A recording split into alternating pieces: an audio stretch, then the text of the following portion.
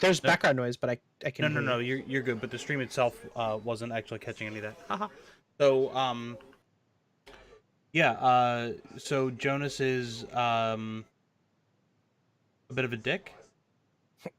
Is probably the fairest way to say it. Um, Mm-hmm. he is a smooth talker. Um, he in his past, it's revealed the way the characters met in the campaign was that they all met at the same jail, prison facility. So Jonas, it's revealed through the storytelling that he was there because he tried to lead a cult of people down a path that would lead him to divinity. He was on the path to try to find godhood because he felt like his journey in life was not fair. He wanted to course correct, but he wanted to affect things from a uh, supernatural place to find his way in the world. So he led. How many souls was it, Dan? 73. 73. So it was a total of 73 men, women, and children that he uh, bewitched, if you will, into a cult following and belief that Jonas was the true god that would rise to power and make all of their lives wonderful. He then served them poison at a large banquet. I think it's been implied, maybe not explicitly said, but definitely implied. Hey, Intention, what's up, man? I think it's been it implied at least that he tried to that they did I say that they knew they were drinking poison Yes. and they did They or they didn't? they knew that they were drinking, I don't know if they'd call it poison, but this would kill them. But it would kill them and, like ascend them to a higher plane of existence or something. Okay, so um so he poisoned 73 souls. And immediately a his heart sank as he watched the lives disappear in front of him. Not in any way, shape, or form, pushing towards godhood or receiving any divine power from the experience. And so, as he uh, thought about lifting a cup of poison to his own lips, the authorities showed up and found the dead bodies and took him away for consequences, I guess. What's up? Also, due to your actions in the grave, you have effectively retconned your own story, whereas originally in your timeline, in your universe, they died peacefully. Now, retroactively, they had died screaming. Yeah, That's which not like an illusion. That actually now happened. Like or, you retconned it. right, So which that's now true. leads me to having that unbelievably positive, Super positive. ability to call forth the screams Yeah. and chants of the 73 dead Oh. souls. Oh, good. At a moment's Yeah. notice, Ted. At Yeah. actually at a failed save. Well, it's going to work a lot differently in Fate, but I yes, would imagine. but yeah, Someone who's never been Yeah. haunted. That sounds Yeah. perfect. it's going to be your trouble to be sure. Okay, cool. That's pretty much Jonas, right? I think so. Yeah. He's the I think we've discovered he's the charm, talker of the D&D travelers group. Yeah. Kurt, tell us about Davros. Much like Jonas, well, not much like Jonas, but somewhat like Jonas, Davros is a half elf, half drow, half human. He grew up almost immediately given away by his mother to a crime lord. He grew up under the protection of a local crime syndicate back on their original world, benefiting from being under that crime lord's protection. So, kind of lived a privileged life of crime, as it were. So, getting to know like the underbelly and how subterfuge and all that stuff works in the world. So basically, Davros was, like whenever they would go out on heists and stuff, he was kind of the, I don't want to say pickpocket, but kind of the sleight of hand master. But he learned how to talk too, obviously being under the tutelage of this crime lord. So he has a little bit of that. Definitely not as smooth of a talker as Jonas, of course, but he's getting there. His skills were primarily in sleight of hand, picking locks, kind of getting into places where other people couldn't. And his crime, as it were, was when they were on a heist, they were stealing some arcane artifact that they really didn't know what it was, but it was of the god of, I'm missing his name, but Quiet. it was Quiet, yes. And they got caught. He got thrown in jail, and then with the rest of the group, kind of found his place. I don't even know, but found a new family, as it were. Being that, well, he kind of realized that they're never going back to where they came from. What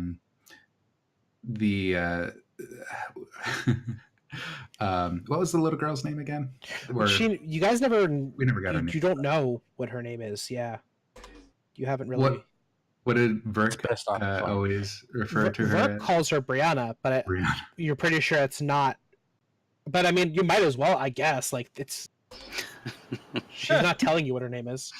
It's true. But he kind of glommed onto her once she started following them and told her promises, told her he would show her things. And so, under false pretenses, and then kind of had a big shift at the end of the opening campaign there that kind of made him want to try harder to help people as opposed to always hurting them. It's fair. Cool. Bill, lay down Verk for us. So he's a half-orc. He was orphaned at a young age and picked up by a pit fighting ring boss. Basically just not quite slavery, but he didn't have anywhere else to go, so stuck around. That's where he learned to fight, and let's see here. He tends to try to jeer on the crowd as he fights. Anytime he thinks that he's getting into like an arena type setting, just gets amped up from that. With that, he kind of has those cheesy one-liners that you'd kind of get from those kinds of fighters. He certainly does. More of a let's go punch shit before talking to it kind of mentality. But he's not afraid to just sit back and shut up and let people that do talk do what they want to. Mm-hmm. I guess you would put that from growing up in the ring. If you talked out of line, you'd get hit. It's fair. But yeah, other than that, it's me just trying to figure out how to best fit him into this role here. I think a lot of that was just from the barbarian class before. Mm-hmm.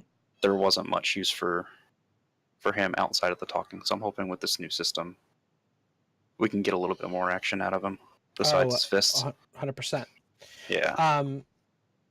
So Ted, there is you definitely don't have to do this at all. I just realized there was an opportunity here earlier today. Frats had the same idea. So they've acquired a hanger-on, which is a like 10, 11-year-old girl who's like magical in some way. Also What up, has like 7-foot long prehensile magic hair, and isn't mute. She just speaks a language they don't understand from a completely different world, and has like a fairly deeper knowledge than anyone else here of like the grave and the systems and the worlds and all the stuff that you, Ted, are familiar with. So there's an opportunity if you'd like Check out to this play this girl. production She's value. basically a blank slate. We have no Ted or Frats. You're muted. I know. I'm talking to Anthony. Oh, okay. Oh, hey, Anthony. So you can do whatever you want with her as long as you play her as a 11-year-old girl with magic hair. But by any means, you can play whatever you want.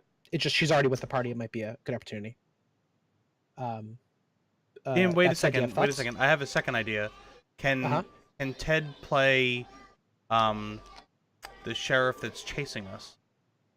And then To play King? That'd be a dope campaign. And But then I'd have to run like a split. No, I mean like, and then he could be like, I don't want to chase him. Oh, yeah, you know what? That's a great idea. Ted, can you play the villain and then in the first session be like, you guys are fine. You know what? Don't worry about it. And then just bail. Then that's it. That's the whole campaign. You're like, nah, we're cool. Guys, you found the thread. What do you think? What would you prefer? Well, I don't want to... I think it would save me a lot because I actually hate DM NPCs. I've grown to hate them. And I don't want to have to figure out... I'm going to constantly forget this girl is here. So I think it'd be cool. But if you have an aversion to it, like that's not the kind of character you want to play, you can play whatever you want. It's completely we up to you. could kill her, Dave.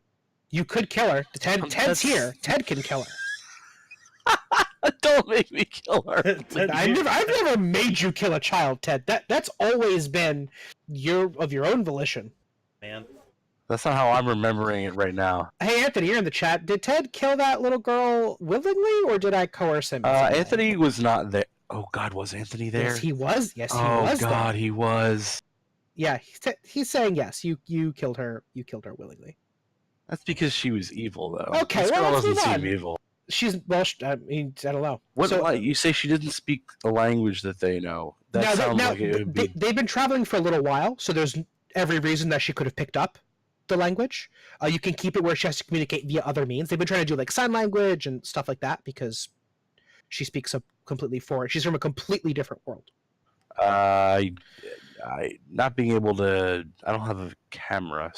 Sign language wouldn't work for me. No, but they've also been traveling for a while. You could easily have picked up the language. That's pretty trivial. Like, yeah, who else could have learned to speak? Also, you don't have to role play. Like we haven't been doing sign language, like LARPing. Say like she signs to you that like she's scared, and they're like, I signed to her to come here, and she's like, great. Yeah, that's true. Or you could just speak the language. That doesn't bother me. But if you don't want, it's not like I will not be upset. I will just do a different thing with her. She has our cube right now too. She does have the cube. Well, I don't know. I just view it as The compass. a device. Yeah. Yeah. She has the Infinity Stones. That's right. She's Thanos. Dude, spoilers. Yeah. Not bad. I'm not sure how I feel about it. Okay. Well, what are your other thoughts? What are my other thoughts? Well, I had sort of I came up kind of with two ideas. Okay.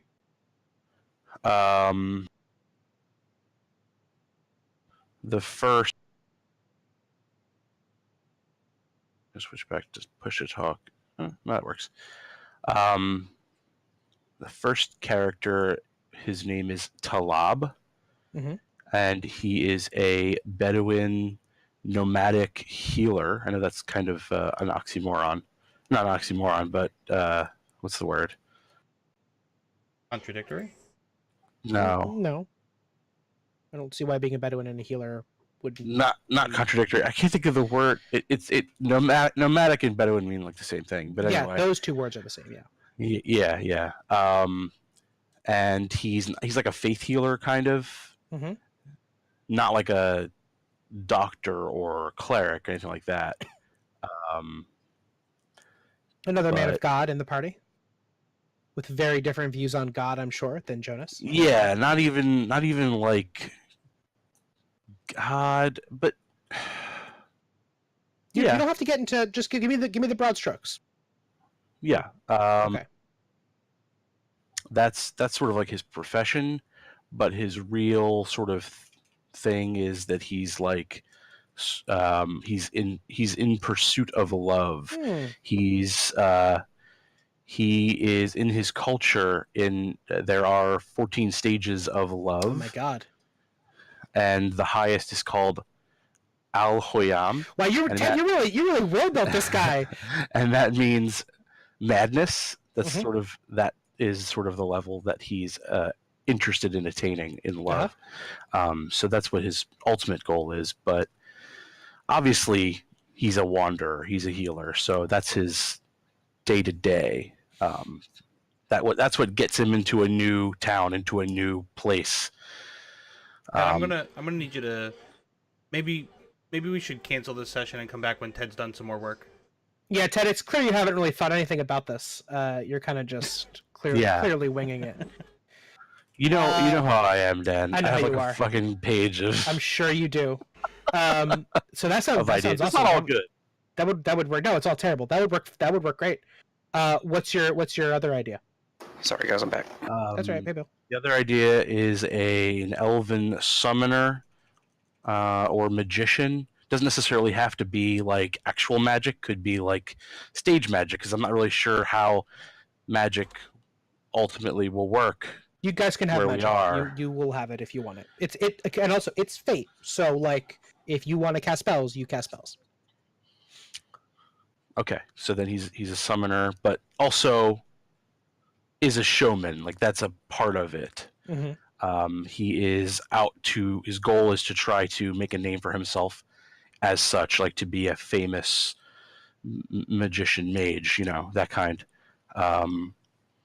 And he is his job originally was a scribe, and he has a love of learning, but he's very absent-minded or single-minded.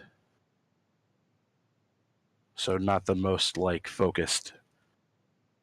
And his name was Edelweiss. My initial thought, I want to hear your guys' input on this, is that character might end up butting heads with Jonas a lot because it's very similar. They're both out for like fame and fortune, and they're not quite charlatans, but like and not that that's a bad thing, but it's even more. It's going to be two very high energy showmen, and it's going to be difficult for other characters, especially someone like Verk, who's already kind of like a more low key guy, to break in and like do things in the scene. Whereas was it Talib? Talab is someone that has a clear motivation, clear ideas, can clearly impact the scene, but isn't doing it in a showy way. So there's a little less conflict there. Yeah, he is not Kayam. Right. What do you guys think from those descriptions? I think that Davros and Jonas already butt heads enough. It's true. But I like the healer idea. That sounded really cool. Yeah. I like the I like the madness. The guy that left the campaign with 1 wound really wants the healer in the party, huh? Yeah. Well, again, I know. That's not a. I know. Yeah, but yeah. Yeah. Okay. Actually, that's the one I did way more thought. Had way more thought, so I'm cool with that. Cool. Verk, Bill, what are your thoughts? I only heard the little bit where you were saying that he might butt heads with Jonas. Yeah, you were gone for that.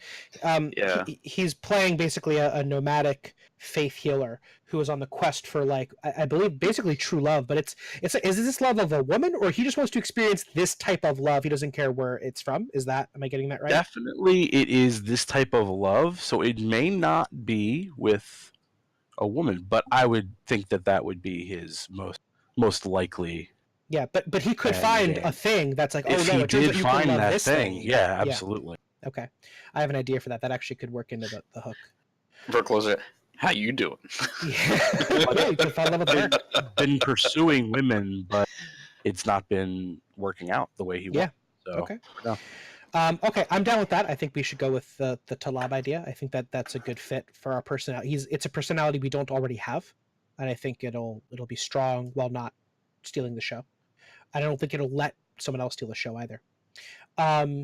Let's start with that, Ted. Does that sound cool? Sounds good to me. All right.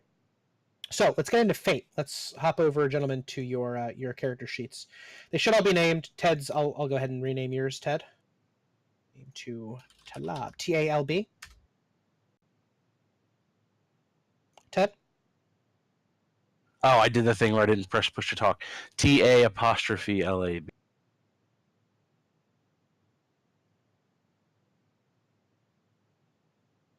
Did you not hear me? I got you. I'm sorry.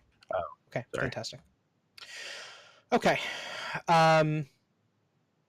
So you'll see on your character sheets. Focusing not on the aspects in play, just focus on the part that says Heliotrope Cathedral. So there's not a lot of numbers to be had here. Fate is a game of aspects. These aspects govern who you are and how you do what you do. Actually, head over to the example Superman tab at the bottom. I went ahead and made a character sheet for Superman to give you an idea of how these things play out. So ignoring the truth section, the refresh and the spent, we'll get into that in a little bit because that's just crunch. Right beneath the name, we have an entry that's HC, or high concept.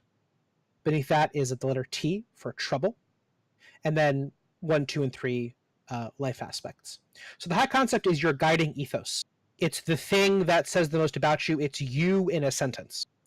That should be as descriptive as possible. It should not really be able to describe anybody else in the campaign. I shouldn't read that and go, wait, who are we talking about here? So for Superman, I thought truth, justice, and the American way is his guiding ethos. He's a lot of different things, and a lot of these things are going to be on the sheet, but that's the thing that is him the most. That's what guides him. That's what he calls on, because these aspects are things that in play are going to give you bonuses or penalties. The high concept is the thing that I'm going to be hitting the most. What is the thing about you that defines you, your guiding ethos, and that you want me to constantly be calling on for good or for ill, right? So an aspect is a double-edged sword. Superman, when you have these aspects, I can invoke or compel them. So to invoke an aspect is when I take an aspect and you get a bonus for it. So Superman is arguing with, as he tries to be as nonviolent as possible, again, except for the DCU Superman, and he's trying to talk somebody down from a violent confrontation. So he invokes truth, justice, and the American way. He is not about violence. He's about trying to get to the truth of a situation and to resolve it honestly and sincerely. So Superman rolls poorly. He invokes truth, justice, and the American way, and he gets a +2 bonus to his roll because I, the DM, go, that's very fair. You're trying to talk this guy reasonably and honestly. You're not trying to lie to him. You're trying to get him to see your point of view, and you want him to realize that there is a better path. It's this path of truth and justice. Go ahead and take your +2. I can also compel it. So Superman has to make a hard call. There's one thing he can do that's super advantageous, but it's not technically, from his perspective, the morally right thing to do. It's not just. It doesn't follow the laws of this land. And I compel him. I say, Superman, you are actually I'm gonna make it that you can't do that. I'm forcing you to pick. And we dabbled with this with the mod I made for D&D. You're going to have to pick the morally right choice, even though it's actually going to fuck you over in a couple sessions, or it's going to screw over your teammates right now. It's not the thing Batman would want you to pick. Because you have that aspect, truth, justice, and the American way, you've got to pick it. Great. Give Superman a fate point. He's now compelled. That core interaction, does that make sense? That should be pretty clean from what we've done so far. Yes, no? Yeah. Yeah? Correct. Yes. Cool. Bill? Yes. Awesome. Ted, I know. Ted already knows fate. And so then one below that is your trouble. Again, same idea. It's an aspect. You invoke it. You compel it. It's a thing about your character. You can use it to get bonuses to a roll. You can use it to get a penalty or for the GM to make you do something you don't want. So for him, I picked Last Son of Krypton. It's a big. He's an alien on a strange world. He's the last of his race. There's a whole bunch of complications and problems. In fact, anytime there's a problem with Superman, it probably comes from this thing that he's the last one of his kind. It's an interemotional problem. It's a situational problem. He's an alien. There's all these things that can happen with that. People might not trust him because he's an alien. And then the three that I picked for his relevant aspects are Powered by Yellow Sun. Pretty easy, super easy to invoke and compel.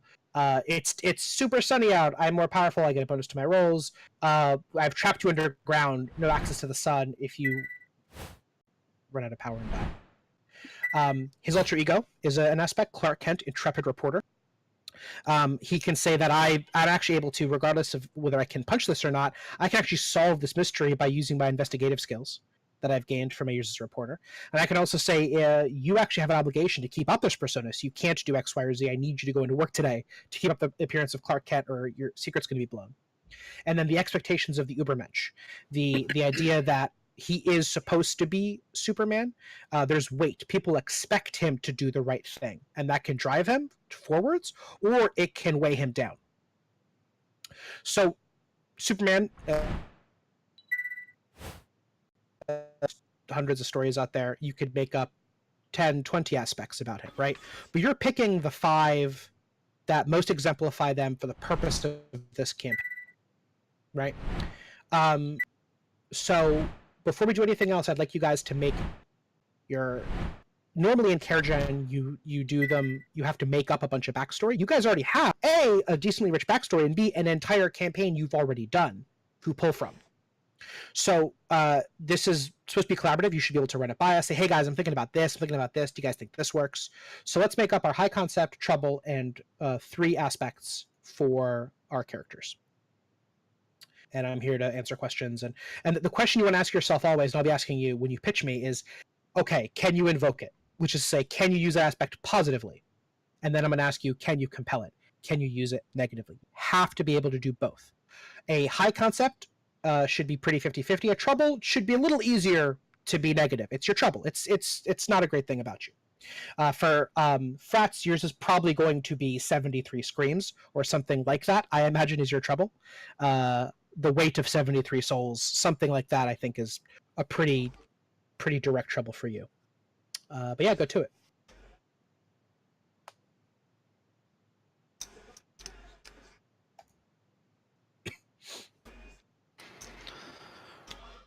So I think I got my trouble.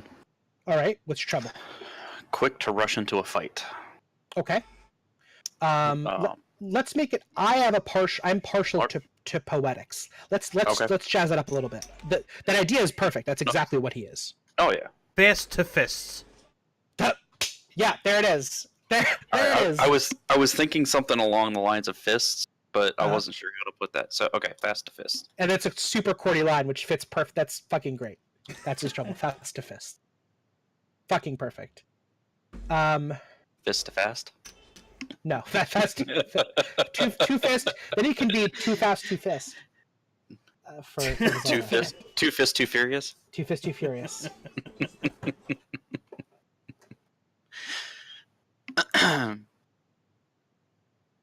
And you can feel free to work in specifics that you want to come up later.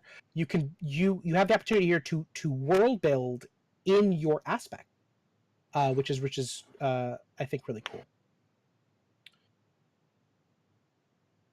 Oh shoot.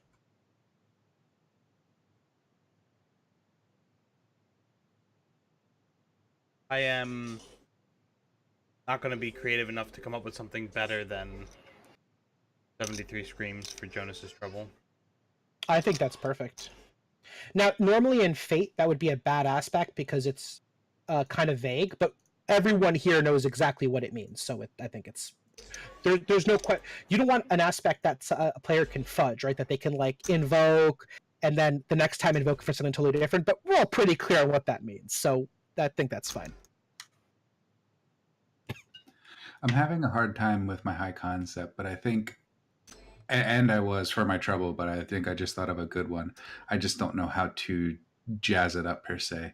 I think Davros is, and the way that I see him going forward is he's going to be constantly fighting with his morality, that he wants to do good, but his past keeps catching up with him and his habits keep catching up with him. So he keeps falling back into old habits, even though he's still trying to do good, but he can't quite get it right. It doesn't. I like poetics, but if poetics gets in the way, you want to err on the side of clarity. So you can say a life raised by thieves is a great trouble. It's not like super poetry, but it tells me a whole life raised by thieves. You can easily invoke it. Dan, I want to pick this lock. Well, you've had a life raised by thieves.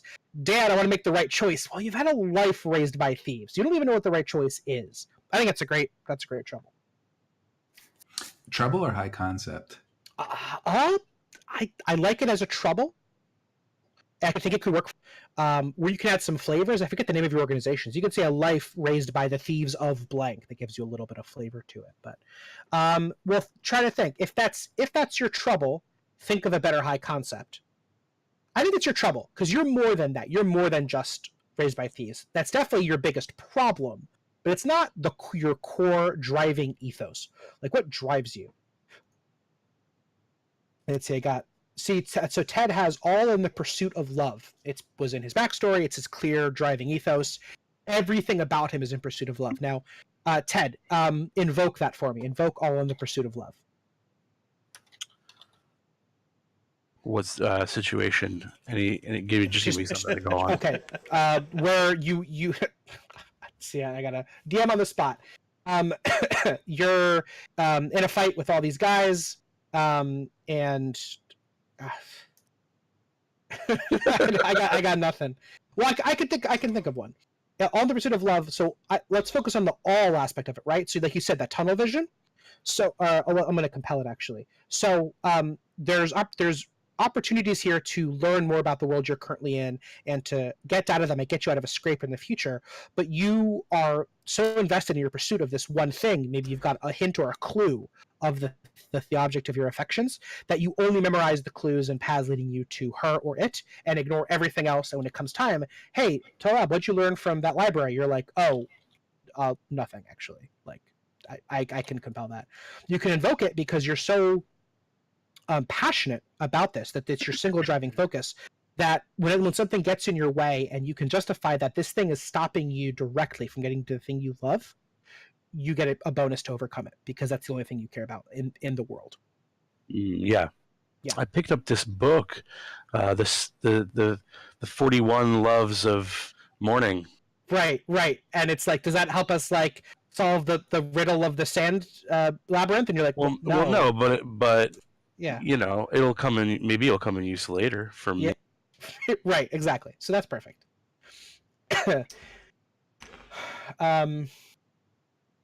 Let's see. Davros, I got nobody does it better. And that's not necessarily objectively true, but that's what he thinks, right? That's what is driving him. He's always striving to be the best, one up those around him in anything, be it bad, good, etc. Because that's kind of what the crux of living that gang life was okay, they did this, now we're gonna do this. Okay, this guy did this, well, I'm gonna do this. Can I suggest, you don't have to, I like the line from both the Avengers and Game of Thrones, there are no men like me. I think that really exemplifies that too. It also gives you an arrogance that I like, because nobody does it better is written kind of objectively. There are no men like me is written very personally, so it's easier for me to be like, you're an arrogant son of a bitch. I think that's a great high concept. Verk, fight for glory, dim-witted.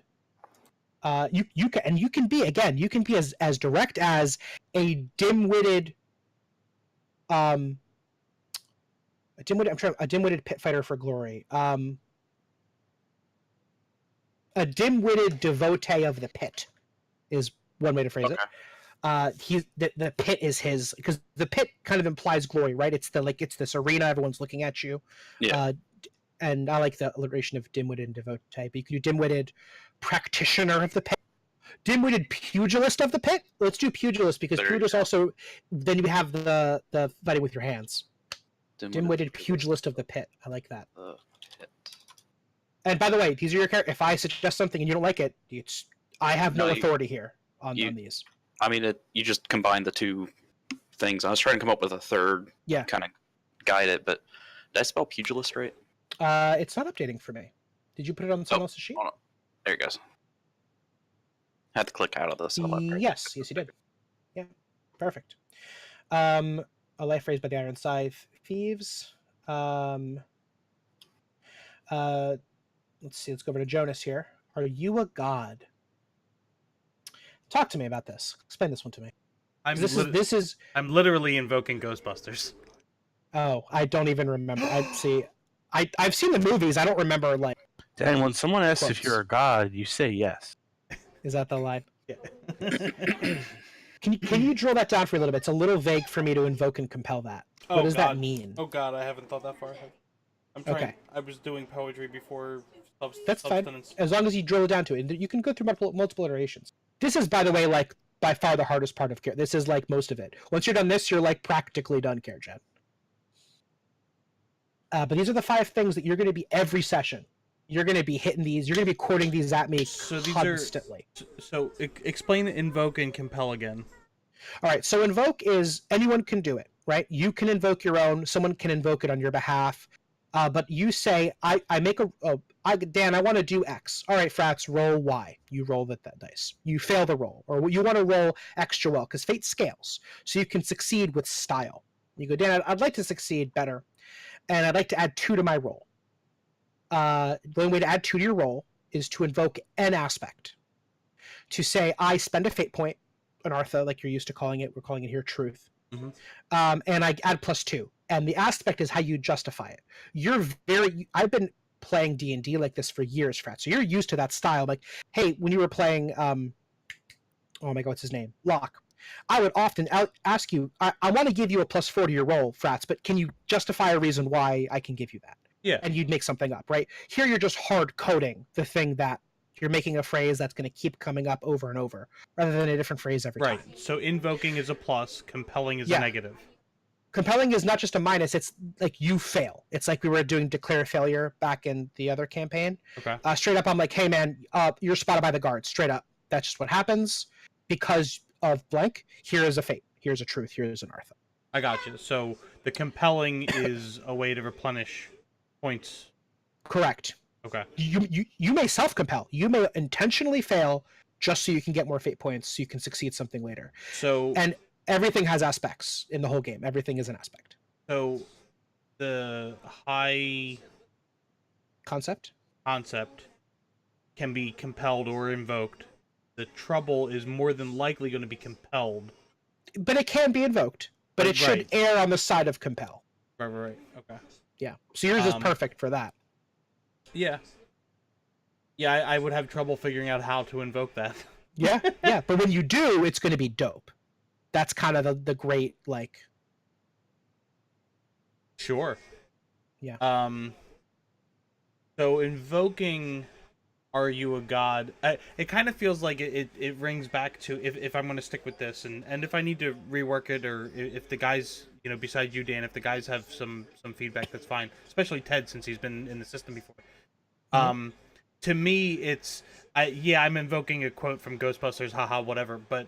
It's talking about the question to, I guess maybe if his end goal is to become a god, the question for compelling me is, am I one yet? No. Damn, that sucks. And the consequences, therefore, I don't have the divinity to manipulate the things I need to, or put things where I want to, or fix the world the way I wanted to fix the world. But the invoking is... I'm lost. Yep. I don't like it as a compel either, because a compel has to be really active. Yeah. It can't just be like, oh, you're not good enough yet. The core high concept of your guy is you want to be a god. So we're on the right arena. It's something about seeking divinity. And again, you can always jazz up the poetics of an aspect as you play the game. You can change these. You don't want to change the core functionality, but you can change the wording here and there. Yeah. When big events happen, by the way, you will change these. Does he believe he is a god? No. Okay. I will be a god if it kills me. Is a kind of a little bit of a joke that I think he would appreciate. I think Jonas would find that funny. Like death might be a way of ascension, like that's not off the table. And B, like, what good is being a god if you're dead? Because you guys just were in the graveyard full of dead gods. So there's kind of a play there that I kind of dig. Godhood or bust. Godhood or bust is basically the same thing. I like the poetics of I will be a god if it kills me a little better, but that kind of idea.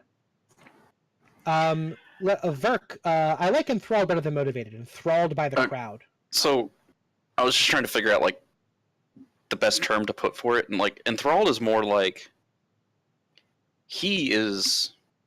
Let's see. His full attention is the crowd. That's what enthralled like. Yeah, no. I think it works perfectly, but there's that when your full attention is something, its full attention is you. Like it's a double-edged sword. He is in charge of the crowd, right? But that also means that he's not watching something else. He's not looking at the other guy maybe as hard, or he's not looking at the target that's over there. The real goal is X, but all he can see is the eyes of the crowd. But that crowd motivates you to push even harder and overcome obstacles. I think enthralled is great. I could see him being like.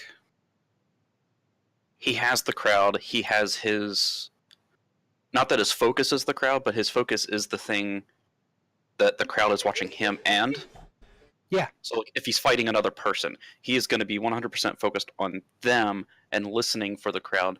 But someone might be coming from the side where he can't see them, or he's not paying attention to that side. If that makes more sense. Or he's trying to kill or beat his opponent in the coolest and the crowd pleasingest way possible.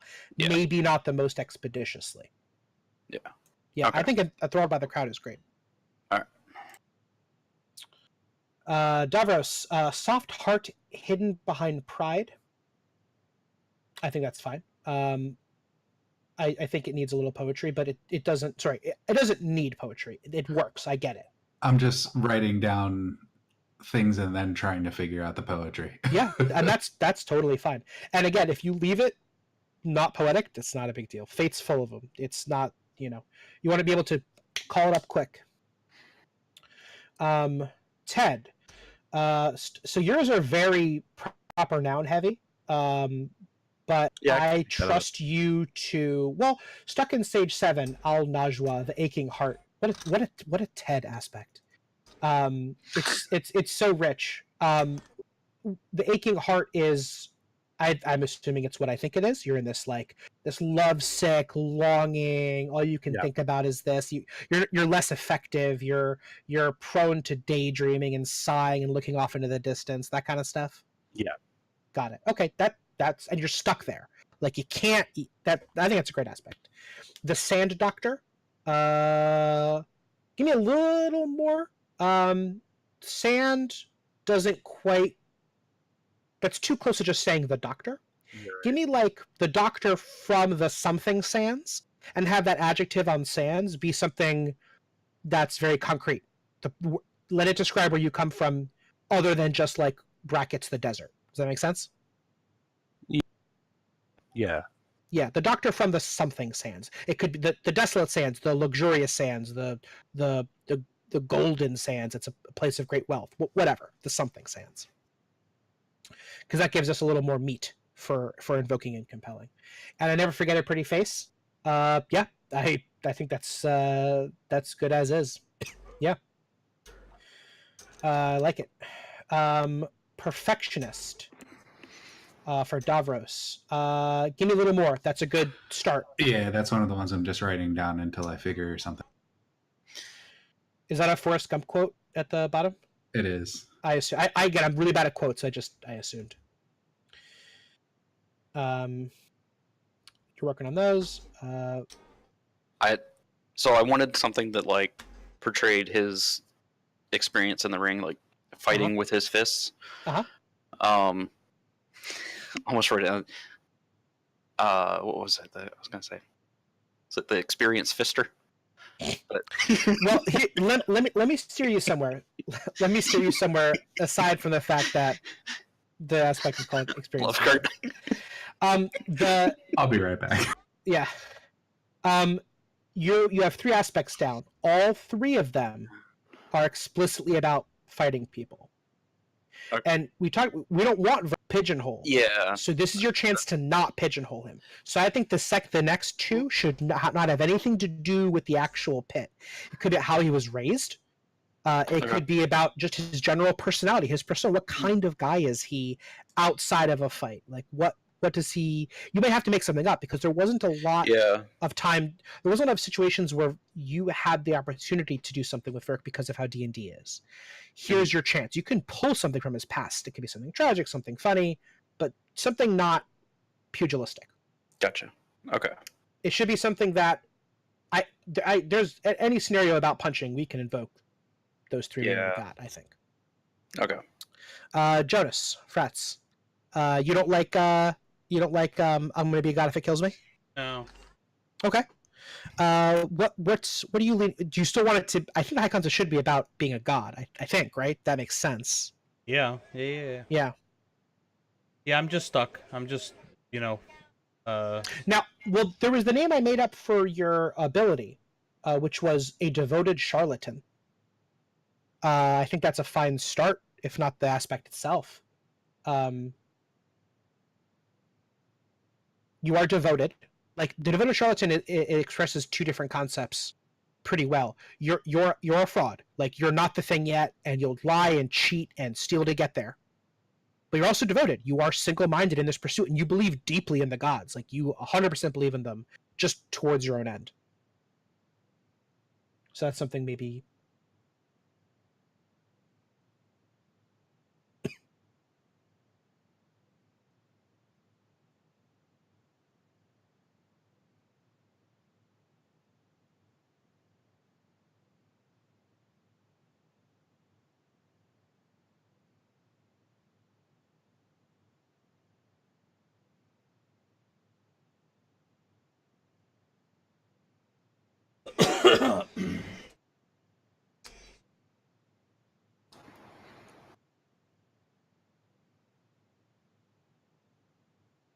everything's back, right? You guys can all hear me?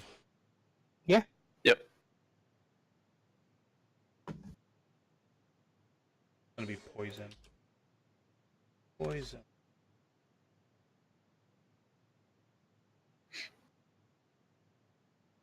How about a poison-tongued blasphemer?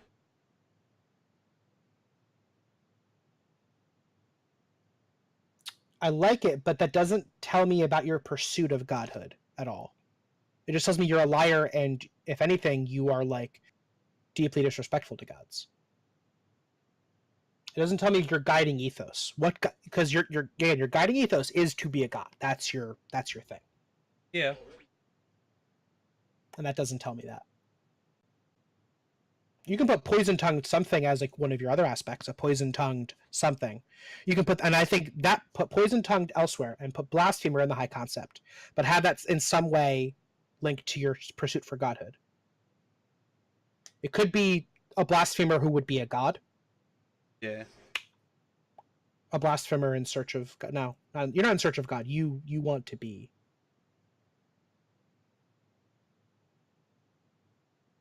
A blasphemer, by definition, is not telling the truth, right?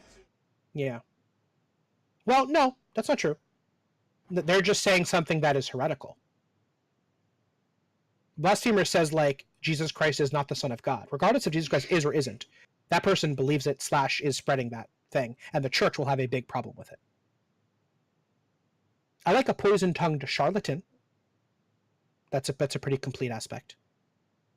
So he's not just a liar. Those lies wound. Oh God, yeah. Yeah. That's a great one. I done did it. So for mine, I kind of see him as the somewhat clumsy yet gentle giant. Okay. Almost think Lenny from Of Mice and Men. Okay. I'm not sure if something like that would be a good thing to invoke here, because it's more of like a trouble than a. Gentle Giant would be good at de-escalation, but that's kind of not your thing. Like Yeah. he's... Well, I mean, like, when I say Gentle Giant, I like he likes the soft little things, like ooh, little bunny kind of thing. Okay, so then let's I don't know if that would be a good fit for these slots, or if these are supposed to be more. No, I think that's fine. It's the kinds of thing that you want to be bringing up in the story. Mm-hmm. It's whatever you like. So if you go over and look at Superman again, there's a couple aspects down there. We'll go over lost aspects in a little bit. But living in a world of cardboard is a quote from, I forget what comic it is. I heard it from one of his cartoons, one of the animated versions, where he talks about when he's fighting Darkseid. And he's like, you know what's great about fighting you is that my whole life I'm living in a world of cardboard. I can't throw a real punch. I can't really hit a guy because I'm going to break the world. Against Darkseid, he can cut loose. He can kind of go dangerous. Now, the Superman that I made, that's a lost aspect. That's something that he left behind. He got over that that kind of like rage / fear of hurting people. Mm-hmm. He's mastered that. So I put that behind me. But I could just as easily have made a Superman that's his main aspect. That's like his trouble or something. So if you want to have an aspect like, let's say, a soft spot for the softer things, that's a great aspect, I think, for him. It's something that I can easily invoke. He's when he wants to care about something, maybe that's the thing. Verk, by nature, is a super kind, gentle, caring dude. He was just raised by fucking pit lords. Yep. Like, so his base nature, if he can somehow forget about the bloodlust, he's actually just like a soft guy. So I think that's good. A soft spot for the softer things. You can change it to whatever, but something about like his true, like, kind of gentler nature, I think is great. Gotcha. Davros, why won't this thing work? It's got a fun punch to it, but give me specifics. I actually remember one of the earlier sessions about just describing him as he would get sometimes frustrated if, let's say, like he like failed up to pick a lock. He would get frustrated and obsessed with it until it either gave way or until he was chased away. So I kind of think of it as, and the reason I use that phrase is just sitting there like, you know, some people get violent with technology if it doesn't work. You start hitting it. Yeah. Yeah. So kind of that thing. That's kind of how I see it. And maybe sometimes it works when you start hitting it. Maybe sometimes it doesn't. I'm not sure. So that's fair. It's kind of the reverse that we just did with Verk. Because sometimes he'll lose his cool. Like he'll lose his like demeanor and his composure, and he'll start. And sometimes it works, sometimes it doesn't. Okay. Yeah. I can dig on that. I'm trying to find something more fun for the first one, Soft Heart Hidden Behind Pride. Yeah. The Forrest Gump one, can you give me specifics on that? Yeah, actually, it's specific to the campaign. Literally from the day that everything went to shit, we've just been running. So he's used to it. So like he's always looking over his shoulder, but he's always looking over his shoulder. Yeah. So seeing things where they might not actually be, and it might just be, you know, that guy just might be walking across the street. Yeah. But he could also be one of those guys that are chasing us. Yeah. It's not paranoid if they're really after you. It's not paranoia if they're really after you. Okay. Yeah, I can dig it. That makes sense. I think it's a little, I mean, I know what you mean now. I don't want to be too, as long as we play it straight, because it's a little vague, purely pragmatically speaking, I think, but that doesn't necessarily bother me, as long as we don't, it's up to you guys on the other system, basically, to not willy-nilly invoke things that don't really apply to the situation. So I'm fine with it. Yeah, with that, it's more, I more see myself using it in situations like he's pretty much always on high alert to a fault at this point in time. Like he's always on high alert. Yeah, that's fair. Always. Ted, talk to me about the Sand Doctor, semicolon, he'll save you by burying you. I already got rid of that. I don't know. Oh. Well, I really liked Yeah. the Doctor from the Something Sands. I think it's clean, it's neat, there's a lot there. Yeah. You don't want to have to think too hard, because again, this is your prime source of like dice of bonuses. Like this is how you Right. make rolls. That's what I'm trying to think of. Like how do I work that into how he actually does anything? You know what I'm saying? Like It's gonna come up in the campaign. So being a doctor, Ooh.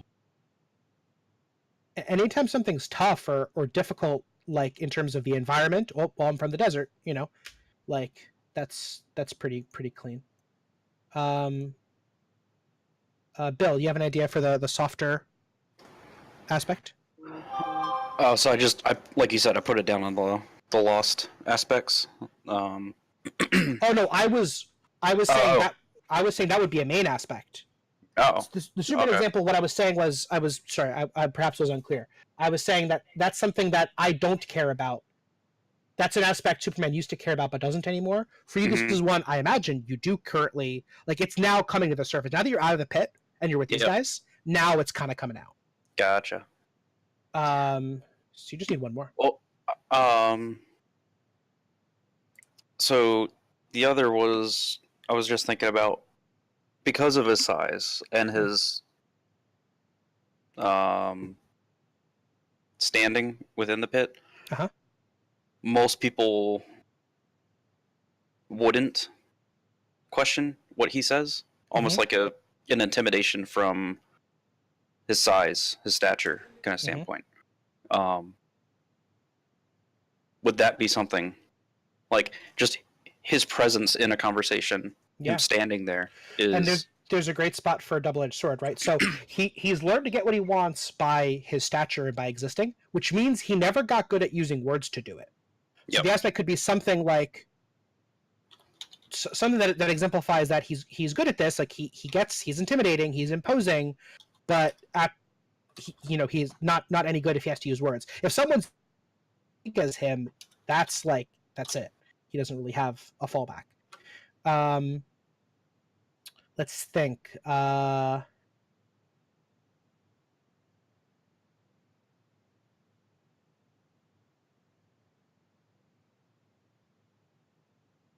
Intimidating by default. I like that. He's just naturally intimidating, which is great. But again, it's his default, so he never learned how to do it. Like he never learned how to get the thing he wants actively. Yep. If the default doesn't work. Cool. He'll lay his healing sands on you. God damn it, Ted. But what, other than the fact that that's a punchy line, what does that tell us other than he's a doctor? Like I get that it's fun, but it's gotta give me like direct meaning. I mean, the way I see it is that literally that's his sort of method of baptizing people in. Does he heal through his sand? Does he have actual healing sand? Is he the Sandman? Yes. No, but yes. So he physically has healing sand? He believes it does. But he I'm trying to... He well, that wasn't the... yeah, I like that idea, actually, but... Because the puns are fun, but I need them to, like, Yeah. Well, the original idea was just that he is trying to get across, like, how he's a wanderer and has gotten all of these different healing sort of skills or beliefs by doing that. But I don't know how to actually get that across. I mean, again, I think you're overthinking it. The wandering doctor of the sands does exactly literally that. He's wandering, right? That's how he gets his stuff, and he's a doctor. So as he's wandering, he gains his skills at healing. Or the doctor who learned from wandering. A doctor, but yeah. What'd you say? Not wrong. He's not actually a doctor. But Oh, yeah. okay. You just kept saying, okay, that's fine. That was just that's fine. that was just like a a name. Yeah. That's fine. The wandering healer of the sands. And what I like about that is wandering healer of the sands in any other person would be their high concept, because that's like their profession and their backstory. But for this guy, that is secondary to the pursuit of love. That's his high concept. So I think that's cool. Right. The fact that you have that and it's not your high concept does double duty. It also says something about you merely by its place in your list. I think that's pretty cool. Otherwise, yours are super clean. I totally get them.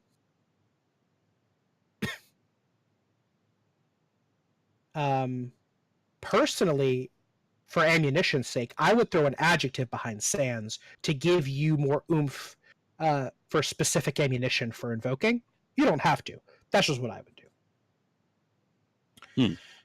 To flavor, because you're a flavor guy. You like to invoke specifics of this world. You world build a lot by action, which I like. But I would more focus on getting your fifth aspect. Davros, which one did you delete?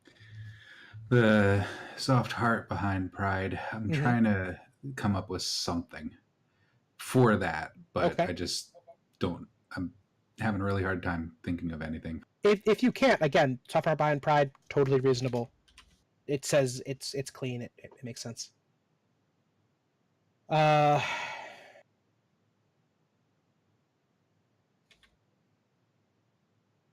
you're done. Becoming a god is blasphemy until once. Ooh, I like that. I like that a lot, Frats. That's a good high concept. Becoming a god is blasphemy until I would say until you succeed. Does he genuinely believe that is a truth for anyone else but him?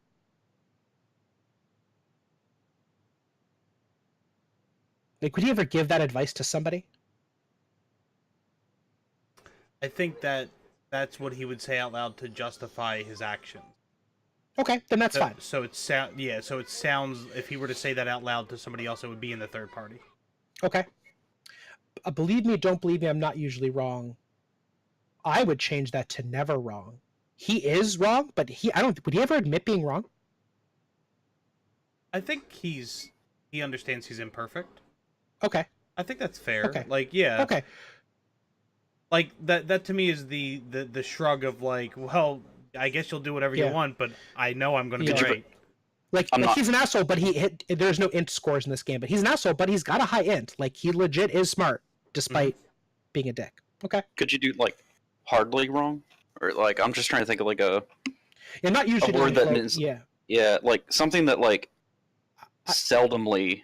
Like, I like hardly. Very, very few times have you ever been wrong. Kind of I like hardly. I'm hardly wrong. Which has a dual meaning of I am not wrong often, and also when I am wrong, it's not by much. I like that a lot. Yeah, that's good. Yeah, you're just about there.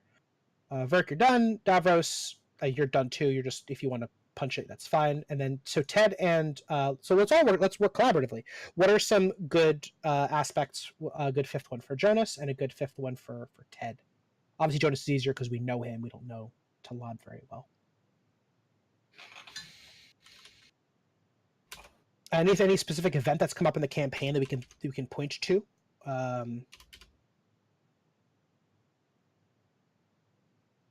Does Talab mean something, Ted? It's a moon god. Like an actual like yeah, one from our world. Cool. In Southern Arabic. Cool. Frats. Yep. For your third one, could you put, like, leader of the... Like, you're always trying to get a following of some sort. You're always trying to get people to believe you and... Not believe you. You're always trying to get people... Yeah. Because you got the... What was it? The 72 or 73 people to kill themselves for you. And then you got Harkwell to follow you to the quote-unquote cathedral. Like, you just generally get people to... Founding member of the Jonas fan club. Oh, boy. Yeah. More or less, there you go. Yeah. But does that make sense? Yeah. Yeah, I think it makes a lot of sense. That might be a little too punchy. I would drill that down a little bit.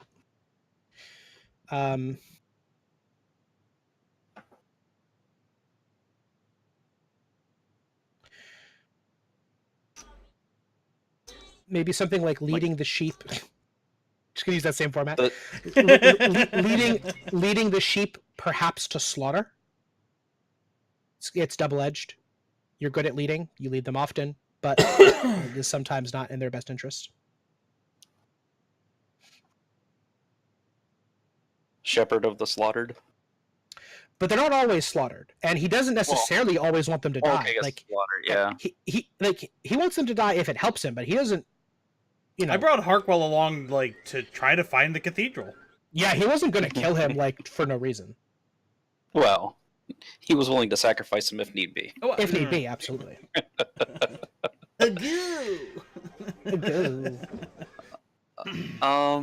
So what? What's it? What would you call something that has you want many of them, but they're sacrificial to you if need be? Pawns keep coming to mind, but it just doesn't feel right. Because he's not playing chess. He's not tactical. Well, he's charismatic. A pawn in general is just like a worthless piece that you move. But in place how you want. A shepherd in sheep's wool. Ooh. That, by the way, is the spelling of the name shepherd. Yes, that's great. It's whatever. You want sheep herd, basically, or shepherd. You don't want the A in there. In normal Fate, that's probably too punchy, but I like it. I get what you're saying. I think it. Right, fits. I come across unassuming, but eventually am aimed to bring you to the flock. All of a sudden, they realize, wait a minute, wow, there's 80 of us, and we're all following this guy. How long have we been following him? Where is he leading us? We're not sure.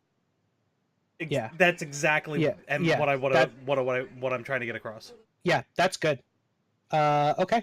And again, as we play, we can be like, hey, you know what? This one doesn't work. This one does. I think they're good. All right, Ted. Give me your. I like your fifth aspect.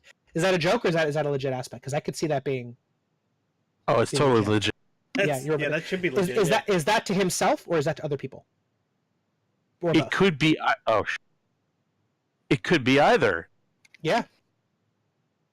But I think it tends to be him too. Okay. Compel that though. Make a negative thing happen because of that. Because of overthinking? No. What the aspect says is that he is always cautious of overthinking, which is a pretty good trait to have. He could just be taking too long to make a decision. Yeah, but that's not what that aspect says. I can invoke it by basically, sort of going on gut instinct with whatever the first thing that goes into my head is. That could be a bad thing. And it could be compelled almost the same way. Whether I have a good idea or not, you could say you have to go with that because you can't overthink. Not quite as I get what you're saying exactly, but as written, I think the language needs to be like more simple, like don't overthink it, or I try not to overthink it. You're overthinking this one says to me, I am always telling myself to I'm always cautioning myself against it. I would just change the tone of that a little bit. The idea is sound, I think.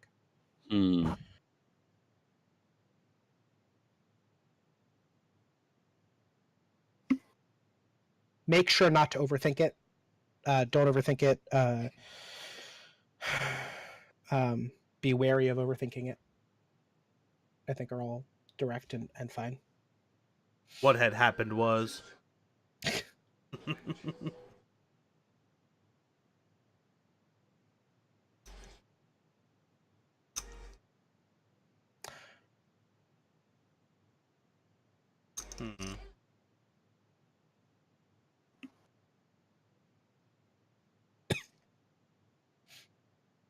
Better? I think I think that's clean. I think it's direct. Yeah. Yeah. Okay. I think we're good on aspects. At least we're certainly good for now. Because I can get fate by just making shitty decisions now. Yeah, that's true. Every time you make a shitty decision and it hurts you, I just give you fate. Okay, so let's fill in our for truth. You're just gonna want to put a 3 under your refresh.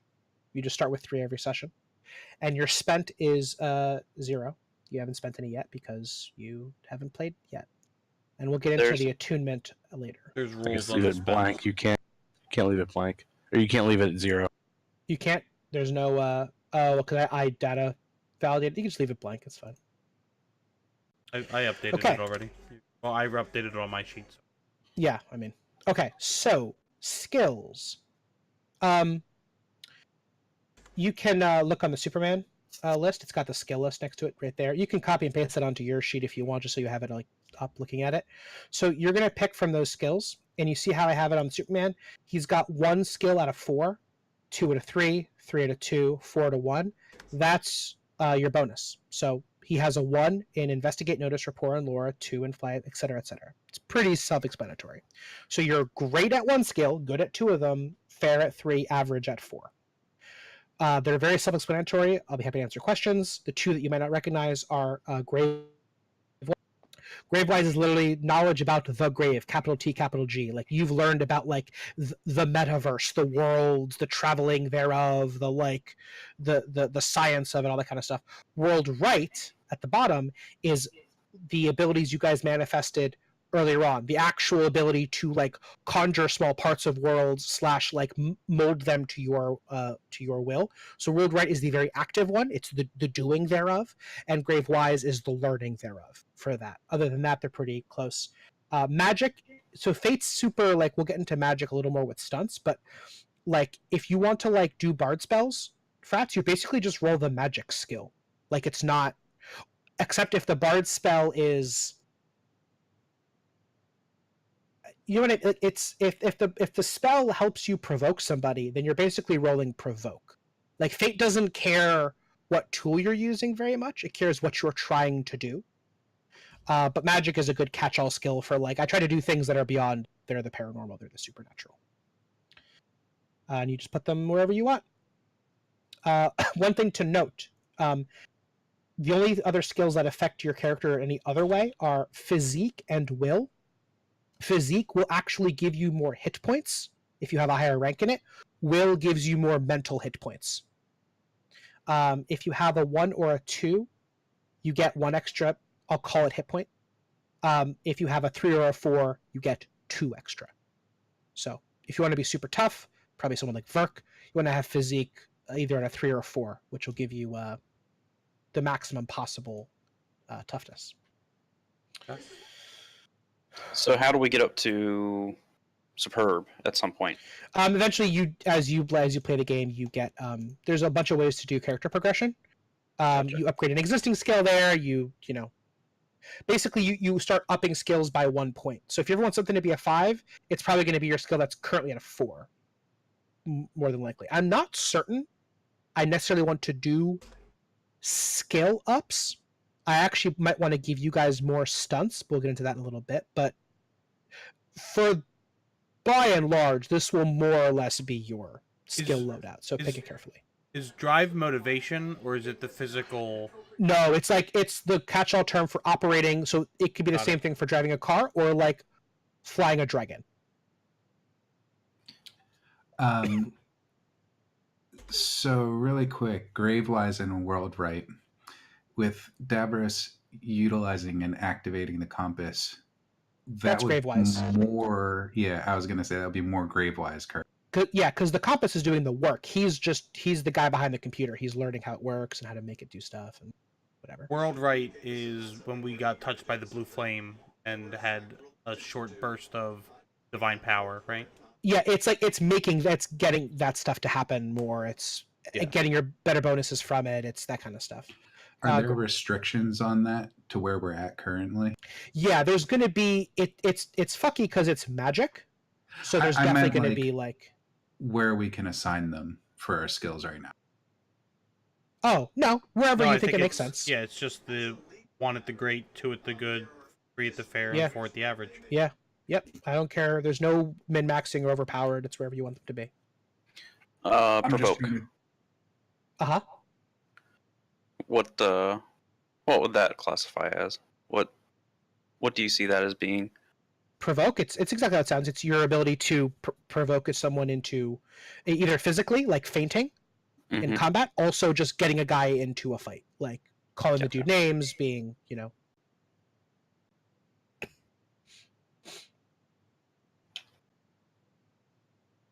You'll notice there's no like sword skill. Fate also doesn't care what, like, yeah, it doesn't care what you have equipped. So like Davros, if you stab a guy, I don't care what you stab him with. Like, you stabbed him. You roll fight to stab. Items can come into play in extras, which we'll talk about after. But Is rapport? I'm assuming that's rapport, right? yeah, just like normal rapport. Your ability just- to inspire rapport with people and like get along with them. Okay. Are we able to use skills unskilled? So like if we don't choose something, are we allowed to utilize? Within reason, at a 0, yeah. I'd argue that you probably couldn't roll like world right without training in it. Like, but well, you know, you guys probably could because you've all at least experienced it. But within reason, yeah, you just roll it at no bonus. I mean, I guess Kurt's kind of begging the next question, which is, if somebody doesn't take fight, you know, are they literally handicapped in not handicapped in terms of rolling? I mean, like, are they literally unable to accomplish anything in a fight? Oh well, they're so this is what's really cool about Fate, is that they can roll. So fight is literally to like strike a person in order to deal damage to their physical body. There's a lot of shit you can do in a fight that isn't that. You can do all kinds of setting up, advantages, disadvantages, making aspects, destroying aspects, casting spells, doing shit. You can roll it. It's at a 0. You probably would never want to because like that's really bad. You don't want to get into melee, swing, and miss. But yeah, you can. There's an entire type of action called create advantage, which I imagine you'll be doing a lot, Jonas, which is just making aspects and like putting bonuses in play. You can go a whole campaign and never roll fight.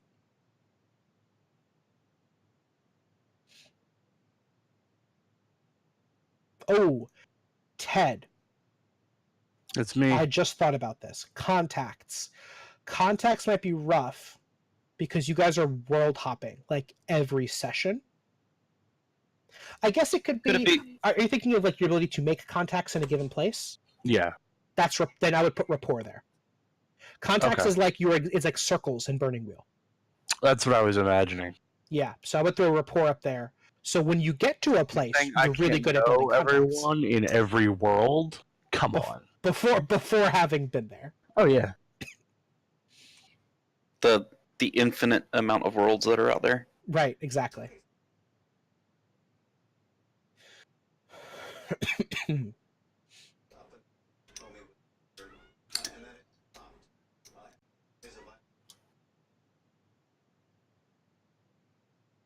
And shoot is just like operate projectiles of any kind. You'd probably roll shoot even if it's like a thrown weapon. Athletics, I would assume, encompasses both climbing and gymnastics. Yes. Notice there's no acrobatics.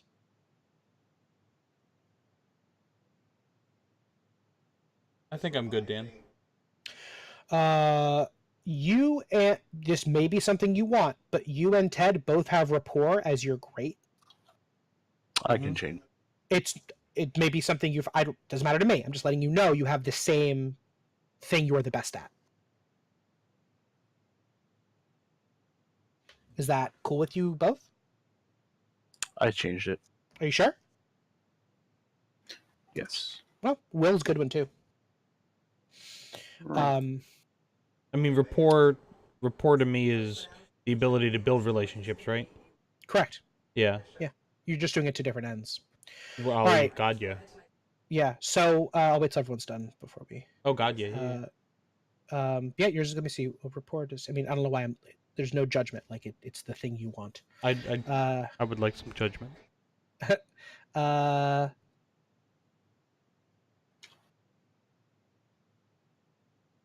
I kept thinking to myself, I needed like burning wheel ability. No. Like, which one of these will work in a duel of wits? Yeah. Yep. Is crafting? It's like it's crafting and also like being crafty. So like fashioning a lockpick out of trash.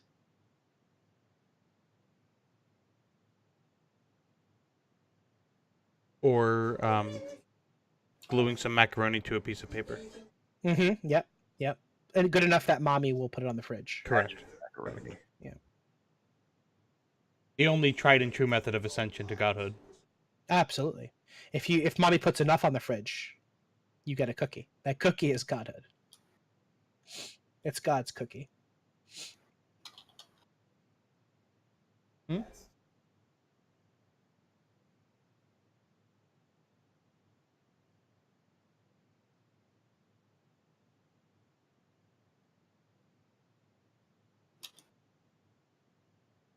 Baby's what? Yeah. My wife is complaining that the baby is a furnace. Corey. Yeah. Yeah.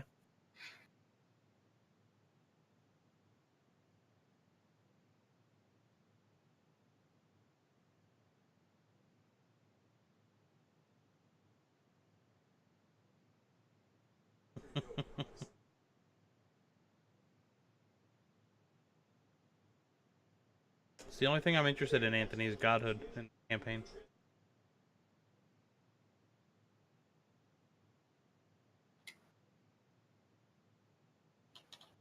I want to ruin Dan's pantheon at some point. Oh yeah. That's always the goal. Not like kill anybody. I just want you know, Dan to have all these really cool names of gods, and then like Filbert. Yep. You'll ascend and then pick a dumb name just to make me upset. I'm the god of names, Stan. I won't even be mad. Like I'll be mad, but like not even mad that you got me. Your greatest troll. God of names may literally be and then that god is the killed worst by Wick Dawkins. That's my nemesis, the god of names. Then he kills Wick Dawkins. Yeah. I'm gonna put the fan on. I am so. Oh, you know what? I'm gonna open the window.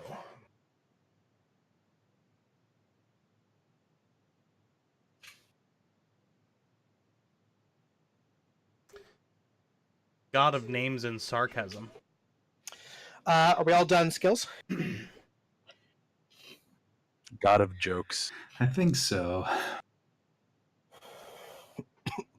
You can. We're not going to really be playing today, so you can always. I mean, maybe we might play a little bit, but you can always mess with these over the course of the week. Move them around. Once we start the session, you'll. Yeah, this is dope, man. All right. So if you have a 1 or a 2 in physique, you can add a physical stress. So under the physical section, you can put a little 3 right below the 1 and the 2. And same thing for will. If you have will in the 1 or 2, a 1 or a 2 in will, you can add a 3rd mental stress.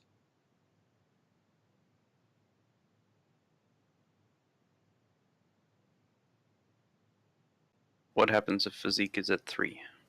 If physique is at 3, then you may add a 3 and a 4 to your physical. And if same with will. If will is at a 3 or a 4, you may add a 3 and a 4 to your mental stress. Not your consequences, your stress. We're not talking about X's. We're just talking about the lines. Add the 3 and the 4. Yeah, like literally add the number 3 and the number 4. All right, so to lob, yep.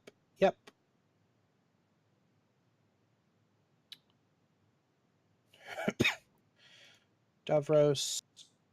Anthony says he's digging the party. Yeah, it's a good party. Oh, Davros, interesting. You're a little glass cannon.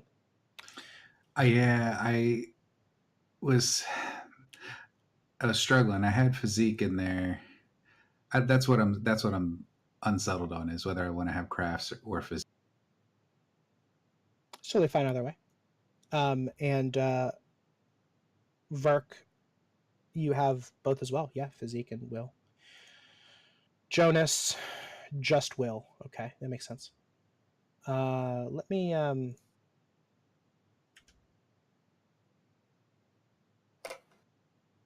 make sure I have that right. I'm pretty sure I have that right, but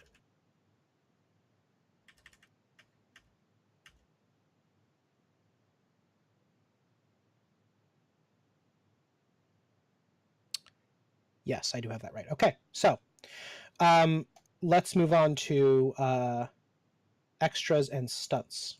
Stunts are super cool. Extras are boring. Dan, really quick before you Yeah. proceed, what is the active use of physique besides just having the extra physical stress? Physique is tough to do active. It's mostly defense, like to resist. Like if you are shot, I roll physique. Like I am just tough enough that I shrug this off. Okay. All right. I think where my skills are at then pretty accurately describe Davros, since he's been pretty beat up the whole time. So. That's also true. Yeah, he's not tough. Athletics is what you're thinking of. Like he's physically like adept, but not in terms of survival, in terms of accomplishing stuff. Okay.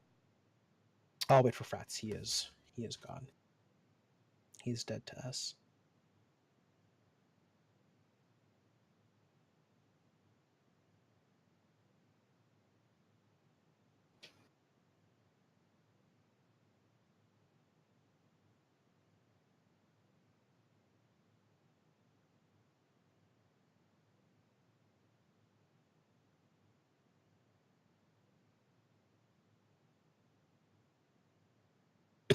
Welcome back.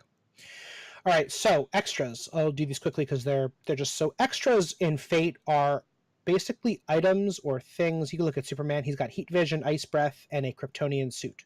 So this thing, the stuff he was swaddled in when he came on the rocket. Those are things you have that are important enough that you want them to be numerically impactful. For instance, if you just like have a knife, you don't have to put knife under extras. Like you are armed, you are a guy with a knife, great. If you have a special thing, so like Davros, you might want to put down like Bright Holmes' sword, because that is a thing that like is important to you. Frats, you have a sword cane. There's no need to put that under extras unless you have a really good reason why that is like a magical or super amazing sword cane that has cool properties. That's kind of where your magic items go, or like something. There's not a lot to use. There's spots there if something comes up and you get something. The compass should go in one of these. Who has it? The girl has it? The girl has The it. girl. Okay, well, then never mind. Then none of you have it. It's a thing that you don't call on like an aspect as much, but from now and again, you might be like, I need a +1 to this roll. Dan, I'm holding the blah, blah, blah. And I'm like, great, here's a +1. Got the thing. I can't imagine, Verk, you would put anything down. Davros, you probably have the sword. Jonas, I don't think you have anything, right? You don't have anything that's like important, right? Your sword cane's just like a sword cane, right? I got these. I have mitts. I have the pamphlet that the gypsy sold me that told me what to do to get to godhood. You know what? Throw it in there. Let's and also what you're telling the GM is like, I want this thing to come up and like maybe be a thing later. So like gypsy pamphlet to godhood, throw that shit down. Ted, do you have anything of note? Do you have like a Rashida's token? What's that? It is a bracelet of a past love that he wears around his neck and clutches. It's nothing related to do with any sort of faith or anything. It's just something that has to do with a past love that is gone. Okay. I don't know what kind of effect it might have, though. Who knows? How do you put a formatting space? Not space. Extra line. Line break is Control Enter once you're in this cell. Oh, that's terrible. Yeah, it's so that's extras. Pretty quick. Stunts are super cool. In fact, let me do stunts last. Let me explain the rest of the sheet first. So, physical and mental stress. When you take hits, damage is a function of the to hit. So if I roll a 7 to hit you and you roll a 5 on defense, I hit you for 2, right? It's just the number over your defense is the damage. You take stress equal to that. See how you have, let's look at Jonas. Jonas has a 1 and a 2 physical stress. If I were to hit him for 2 damage, I'm going to throw an X in that stress. So his stress box is full. He didn't take, he's not bleeding. He's just he's tired from that. If I hit him for 2 again, his 2 box is full. He now has to put something in the consequence box. Got hit for 2 damage. We're going to call it something else. We're going to call it bleeding from the head or sprained arm or something. But that's your actual, that's your damage. So you don't have hit points. You have stress, which the only thing stress does is tire you out. You can fill up all your stress and be totally fine. It's not gonna hurt you. But once you take consequences, those are aspects. They're on your sheet now. So if Saoirse, you had one, it was Burning Wheel, but when you got shot in the chest, you got a trait that was for the rest of the campaign, anyone targeting her chest got a +2 to damage off the bat. If you hit her there, she crumples because her sternum exploded one time. So Fate's kind of similar. You can get rid of those things by medical attention, but they're there for at least the session, if not the campaign. It's pretty self-explanatory. The more stresses boxes you have, so Verk has a lot of physical stress, he can take 1, 2, 3, 4 levels of hits before he even starts taking consequences. Davros can take way less. You can only take 1 damage and 2 damage, 2 separate instances, before you are into consequences. So you don't want to get hit. Like I said, consequences are aspects. They're almost always negative. If you can think of a good way to invoke them positively, be my guest. But by and large, they're you got fucked up in some way. All right. Lost aspects. Lost aspects function over the course of the campaign. If you want to replace an existing aspect from your high concept, trouble, or your 3, you can do it. You put the old one under lost aspects, and it's a thing that is in your past. It's a thing that was important about you, but isn't as important anymore. You can still invoke and compel it, but it costs double fate. I don't give you double fate for compelling it, by the way. That'd be too easy. But it costs you double fate to invoke it. So they're just there as I draw from my past. It's something that gives you some history. And it's kind of like progression, because if you play the game long enough, eventually you'll have a full set of secondary aspects. They're more expensive, but they're there. Stunts.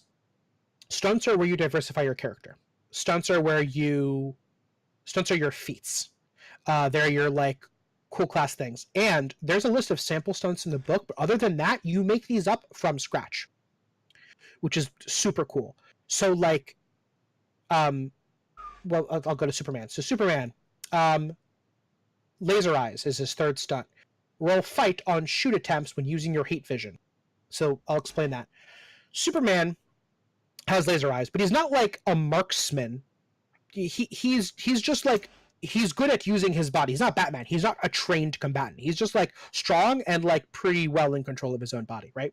So and I don't want to put any skills into shoot for Superman. I don't want Superman to have any ranks in shoot, right? But I want to be able to use his laser eyes when I need to zap a bomb out of the sky. So his stunt is roll fight, the thing you're already normally good at, in place of shoot if you're using your heat vision. So it's a very specific set of circumstances. It's not any time you roll your heat vision. It's only when you're using it to shoot a thing. When you're aiming at a target with your laser eyes, you can roll a different skill. Speeding bullet. If you have not moved this round, you may roll fly or athletics as a defend for any ally in the zone. So he can just roll defense for you. He'll take the hit for you at no penalty. He just rolls his own stats for it. Man of Steel, +2 to physique defense on all physical attacks from mundane sources. Super OP, but he's Superman. If you attack him with a thing that's non-magical, he just gets a +2 to his physique. Straight up, it's just way hard to hurt him. So stunts, you can go as crazy as you want. There are things about you that change how your skills work, when you can invoke them, how powerful they are. They let you break the game. let you do weird stuff. I will say that for stunts of a certain power level, which we'll adjudicate as we go, they may end up costing a fate. Normally they don't. These are just things about your character that only you can do. So there's 2 brawlers in a room, right? Two pugilists. But only Verk has the whatever stunt, the pit fighter stunt. That lets him play a pugilist a certain way. That other character just doesn't have that stunt because they didn't make it up at character generation. Does that make sense? It's super open-ended. It's super like kind of vague, but you can do anything with it. Like I said, if it's too powerful, we'll make it cost a fate. But by and large, it's free, and it should be specific. It's not just like add +2 to my will score. It's when X is happening, or when Y is happening, or in cases of this or this, I get a bonus. I get a free. You can do one that's I get to reroll 1 failed attempt per encounter as long as X happens. Like, go nuts. You can go crazy with it. And I'll help you guys adjudicate. You get 3. And you can earn more as the campaign goes on, but you start with 3. And you definitely want to fill all 3 out. If you want some time over the week to think about it, if you can't do it right now, that's fine. But like, this is your powerhouse. This is where you shine. You definitely want 3 of these, for sure. Dan, how's that first one look? If you were hit since your last action, that is very powerful. That would make that cost a fate. Basically, if you ever get hit, you get to do 2 attacks, and you're going to get hit a lot, so you're going to always attack twice. Or we can make it like once per combat or something. Once per combat's fine. I'm cool with that. I will make it free for once per combat. Yeah, and it has to be the last action. So like in between, the next thing you do has to be a double attack. Yeah, that's fine with me. So just put once per encounter. Yeah, blah blah blah blah. That's fine.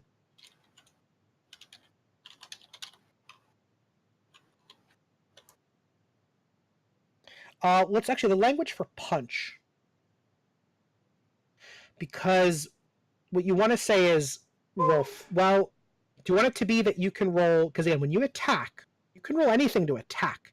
You're probably going to roll fight because you're Verk. But you could roll something else. You could roll athletics, which would be more of like a grapply type thing. So I'll say you may attack twice. Or you may roll 2 attack actions. Change the language to that. You may... Let's see here. And it's only attacks. Because there's other things you can do in Fate, like create advantage. You can't do any of the fancy stuff. You're just going to straight up hit the dude in the face twice. May roll toward attacks twice. May roll 2. Do just so that it lines up with the language of the rules of Fate. May roll 2 attack actions, and capitalize the word attack because that's a formal designation. May roll 2 attack actions. What skill could I use to heal potentially? I would probably just roll magic. He's a spiritual healer, right? Yeah. You can do lore. You can do magic. Okay. You could roll will if you want to say that's how you heal is by force of will. You'd have to lock it down. Like we couldn't like hand wave it because that's super powerful. But if you say at care gen, that's my healing spell. That's my healing thing. I'm gonna do that. I'm gonna say magic. Sure.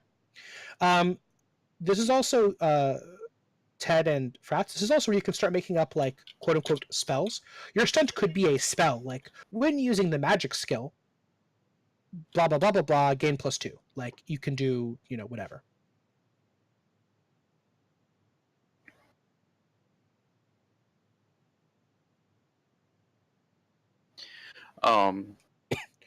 Kind of going back toward when was it Davros got shot?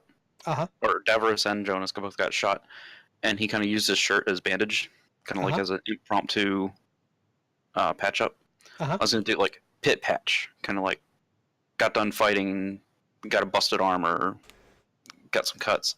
He's used to improvising to apply bandages to stop bleeding. So I would say you would roll crafts for that. Do you want a bonus specifically? Or that's what I was thinking. Like, oh, go ahead. Because keep this in mind too. Once you're done combat, all your stresses go away. All that matters is consequences. Mhm. It may not, if no one took like heavy wounds, like an actual bloody wound, then you'll never get to use that. Gotcha. It's tough to break out of that D&D mindset where like every single thing just deals hit points damage. Not Yep. true in Fate. Most of the time, your goal is to get out without any consequences. Your goal is to get out of Yep. there with just stress. And if they do get hurt, you have crafts. I think Gotcha. that would work. I wouldn't waste a stunt on it.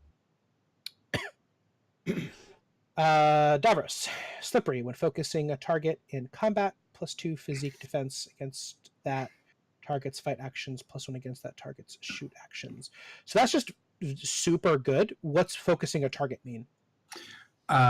So if I am engaged with it, so if I am focusing on it, so if I'm fighting this, if I'm looking at this person in front of me, but this guy over to the side tries to hit me, no, I don't get any bonuses for that. I'm just focused on fighting this person, so I only get bonuses against that person that I'm focused. Okay. That still might be too good. Let me think. And no, I would list specific skills. So defense is broad because you can roll anything as defense. I would say like +2 athletics. I was gonna say. Okay, whatever. Well, let me ask a question then, because when I'm fighting with someone, is it always physique that is used as defense, or is athletics sometimes used as defense? You tell me what you want to roll as defense. Okay, well then let me change that. Because athletics to me is dodging, right? So you're saying I dodge. Right. Like, that's what I wanted him. Yeah. Like that's why that in part kind of went along with the whole not choosing physique is well, he's kind of slippery, so he'll be able to. He makes up his defense in being able to dodge attacks as opposed to being able to take it. Yeah. Okay. So just +2 athletics against the target's fight actions, +1 probably still athletics against the target's shoot. Are these meant to be combat related? I don't think they have to be, right? No, not at all. Again, it's tough. And you guys, once you start playing, you'll totally grok it. But like, really divorce yourself from D&D where everything boils down to combat. You can have 3 non-combat stunts. Totally legit. So go over mine, Dan. Yeah. I still want to go back into Davros because his might still be overpowered, but I got to think about it. I might make you pay a fate for that or something or something. Let me adjust it because I don't want that one to be something that I have to spend a fate on every single time. Mentalist. During my conversation, just make important deals. Okay, so we need to put numbers onto that, onto Mentalist. But the idea is sound. Metatron, using his knowledge of the divine to consider as he speaks for the gods. So basically rapport, but specifically to convince them that you are an agent of the divine. Yeah. / the divine.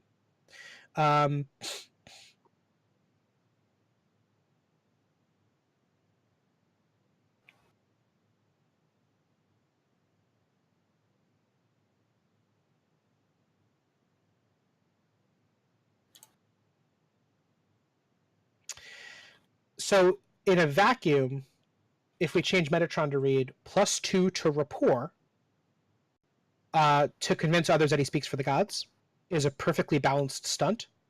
I'm worried that in play, you'll be like, so they believe I speak for the gods now? Fantastic.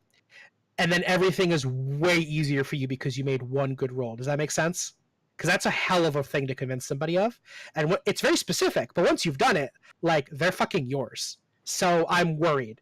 I would make that cost a fate. You don't want me to Harkwell it again? Is that what you're saying? Right. Which I mean, yeah, you know. Well, if it costs a fate, then it's basically just invoking an aspect. Right. I like the idea of it. I'm just worried it's gonna like.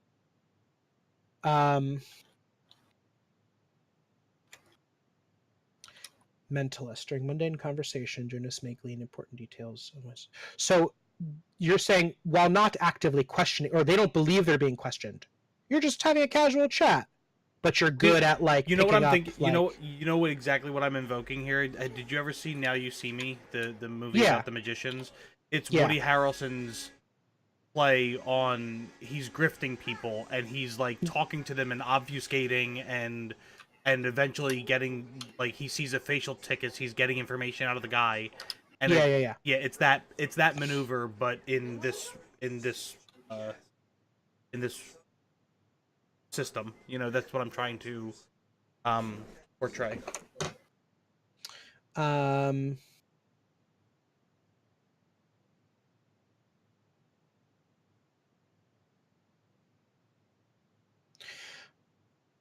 Let's also focus on bumping up your bad. So your notice isn't very good, right? It's a 1. Let's give that a +2. So +2 to notice. A during mundane conversation, basically, +2 to notice to glean important details and confirm otherwise unproven suspect. To gather information. So you can roll notice as a gather information as long as you're not actively questioning somebody. If you can't go in there with an interrogation, you're just having casual chat, and as long as you can convince me that you're having a normal chat and this guy doesn't suspect you're interrogating him, you can just roll notice at a +3, and now you've picked up information. And the nice thing about that is, regardless of rapport, regardless of how much that person likes you, doesn't like you, like, you can just do it. So I think that's good.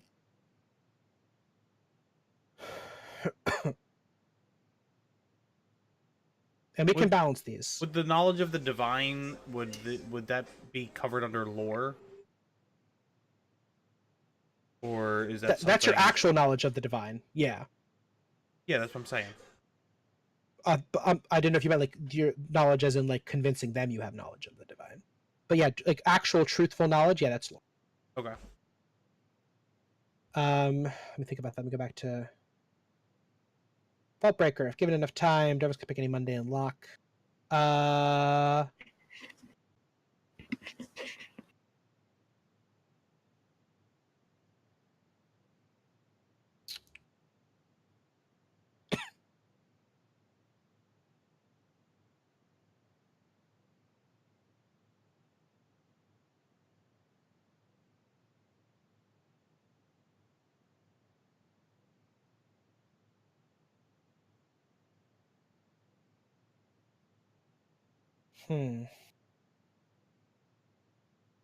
Okay.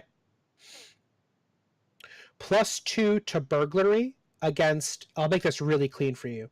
+2 to burglary against any passive opposition.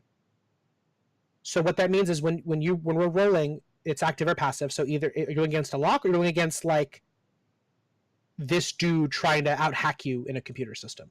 If it's passive, if it's just an object, trap, lock, whatever, and also put in if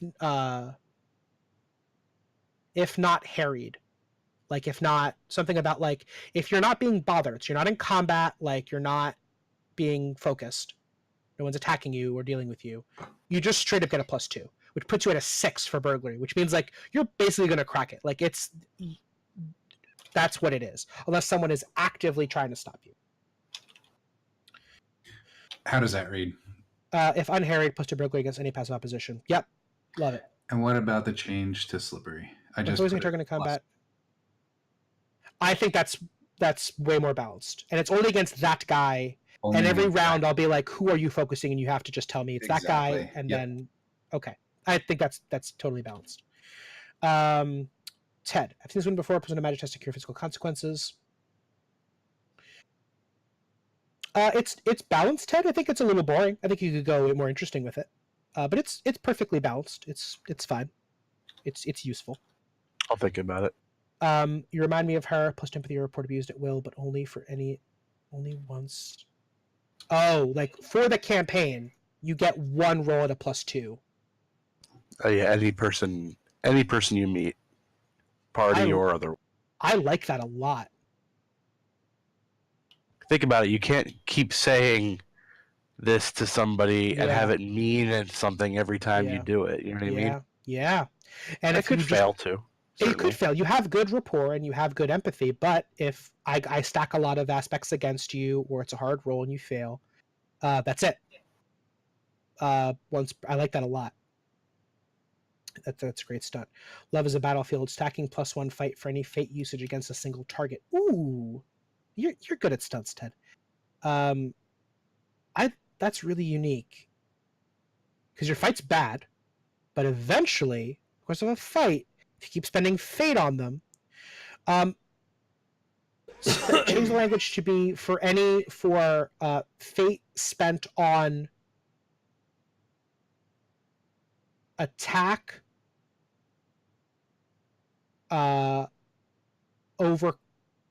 attack or overcome actions against a single target. Because any fate usage could be like if you use a fate to increase your defense against somebody, I don't think that should count. You know what I mean? Yeah, you're right. So when you're actively attacking or overcoming. Yeah, my thought was like if I spend a fate like for a fight move, yeah. If I then do another fight move, if I happen to do another fight one, I get the first one as well as the second, so it stacks. Just +1 though, not like every time. It's not like I get 2 the next time and 3 the next time. And I mean, that's what it basically will turn out into, kind of. So yeah, the language says stacking, so you're going to get if you burn a fate every round, you get. Yeah. You're right. Yeah, that's what I meant by it. That's fine, but that's a lot of fate, so that's fine. I like it. But like normally, I would think if you burn a fate round 1 to get a bonus, you get that bonus that round. Round 2, if you burn it, you would just get the same bonus for that second round. So this is just my way of kind of giving him a little bit, because he's not like weak. He's a wanderer. He's he's been around the block. Yeah. I like 2 and 3. I would jazz up 1. I'd make it a little more interesting because the other 2 are interesting. That one's just like you're better at healing. Yeah. I'm creating one. Don't read into that yet. Okay. Go to Verk. And I want to get in the habit of calling fate truth. There is a point to it. It's not just me being. So you can change if you have the word fate anywhere, change to the word truth. Verk, rally the crowd. If there are non-combatant onlookers, you may jeer the crowd and gain inspiration. If you do, you gain +2 attack actions this round. The plus number, I don't know what would be a fair number. Well, we also have to balance it because you can't just be if there's onlookers, you have to maybe speed. Here's a better one. Well,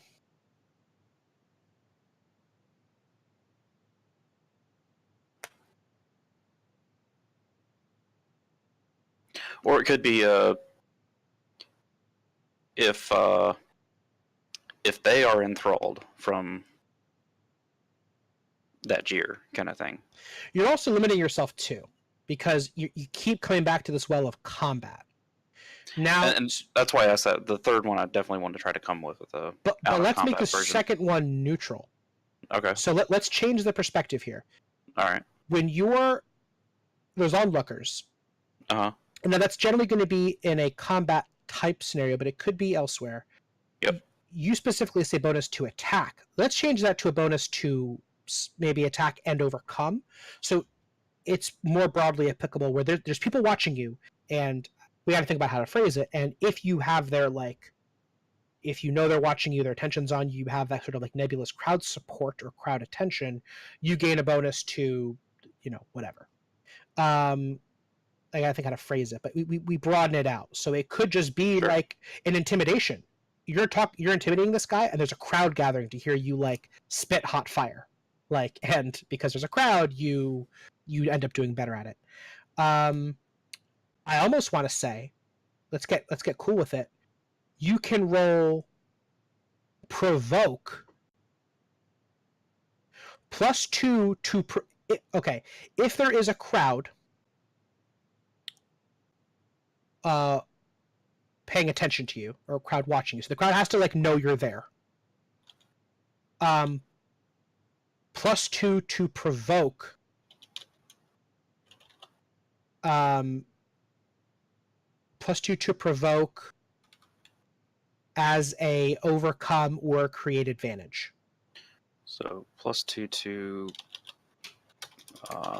provoke. And what was the last part? As an overcome or create advantage. Those would be capitalized as are proper nouns.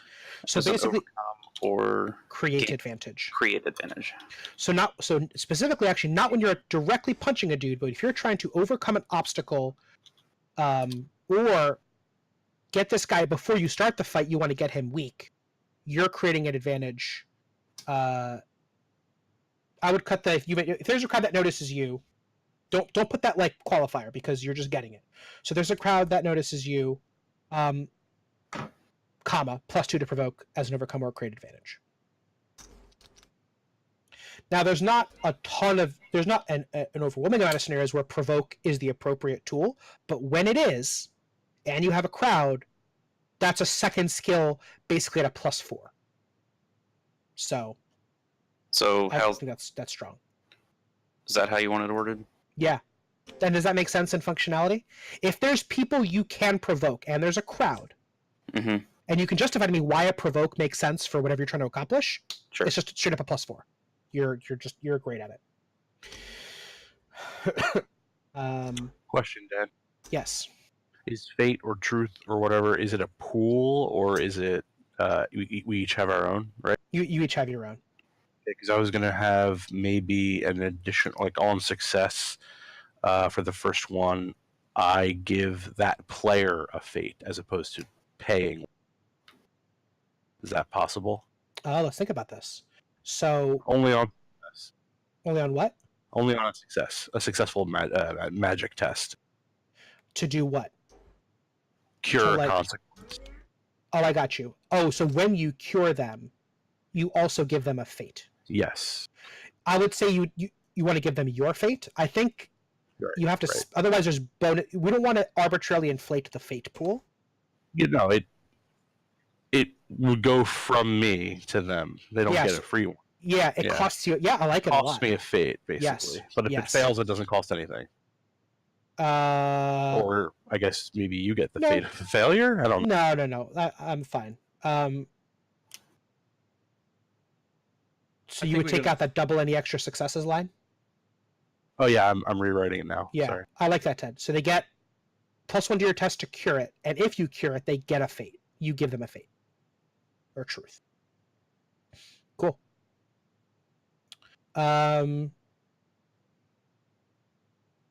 Ooh. Davros, that is a hell of a third stunt. I like it. I don't know if I have no basis for how balanced that is. Right. That's why I said feel free to adjust the percentage. Why don't we do? I know it's silly because of how long this might take to explain in that little box, but why don't we do a diminishing return? On what? Dumb luck? Yeah. So you know it starts at a 50-50, and then whichever side it flips to, it becomes 25-75, and then whichever side it flips to, you know what I mean? Like you keep putting the ratio on either side, and then The more it fails, the more likely it'll happen. The more likely it happens, the more likely it'll. Maybe. it You probably could can't. start It low. probably shouldn't start off at even, because that's just too crazy. No, not at all. Yeah. You but could start at like 10% and then gain 5% for each. for every fail. Now or we're like getting. still- It's fucky because Yeah. Fate already is basically you're only rolling d6s. I don't want to get it too like I don't have to bring in external No. Well, tools. also, also, like, when is he gonna say like I'm invoking dumb luck? He's just gonna use it all the time, right? Yeah, I like the core idea. I got to think about the functionality because that's tough. Well, how about adjusting it this way? Because it's D6s, you said?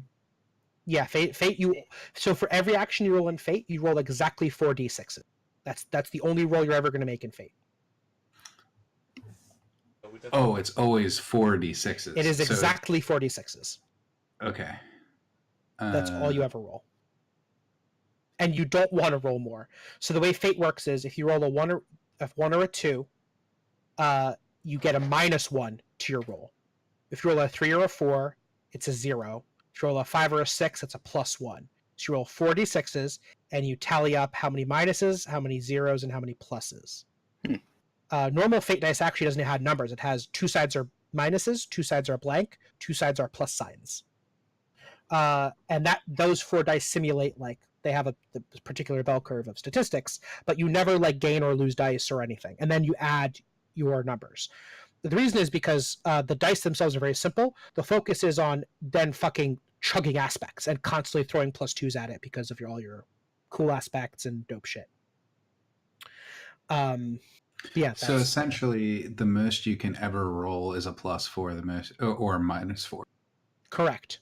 That's so your there's range. a deviation of 8 essentially. Very unlikely, obviously, but yes. Yep. I'm just trying to do math. Yeah. To put that into dice terms. Yeah. I don't blame you. 46s is a lot of 6s. 46.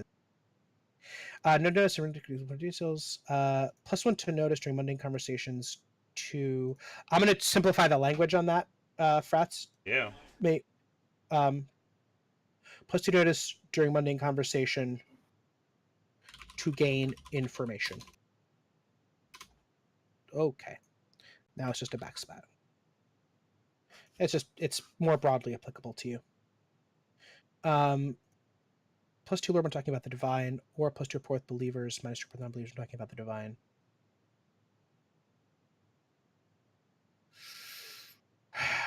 But it's good, but +2 and so if someone's a believer, rapport is already your best skill. Like, if they're a believer, that's it. They are yours, like, straight up. Barring a garbage dice roll, like, you've got them. The average DC in Fate, by the way, is like a 2. And that skill, if you're talking about the divine, gives you a 3 lore and a 6 rapport. It's almost impossible to fail. I like the downside. Let me think about it. Heart of a Failed Pontification. That's a great name. +2 empathy for all roles involving others who have suffered loss and pursued their grace. Yup. Oh boy, that is a very specific. That is so specific that I think it is underpowered. But I if you're cool with it, I'm cool with it. I think that is an underpowered stunt. But it's I get what you're dope. saying. Right. It's very specific. I wrote it to be dope, but I know it's awesome. It's awesome. I have a feeling you're going to try to pull that as often as possible, but well, I don't even know. As far as thank you, baby. I don't even know as how far we will get with rolling empathy. You know what I mean? Yeah, we'll see. Can always change stunts. So Metatron is the tough one. Yeah. I get what you're saying. You're focusing on the using of the divine to, like, further.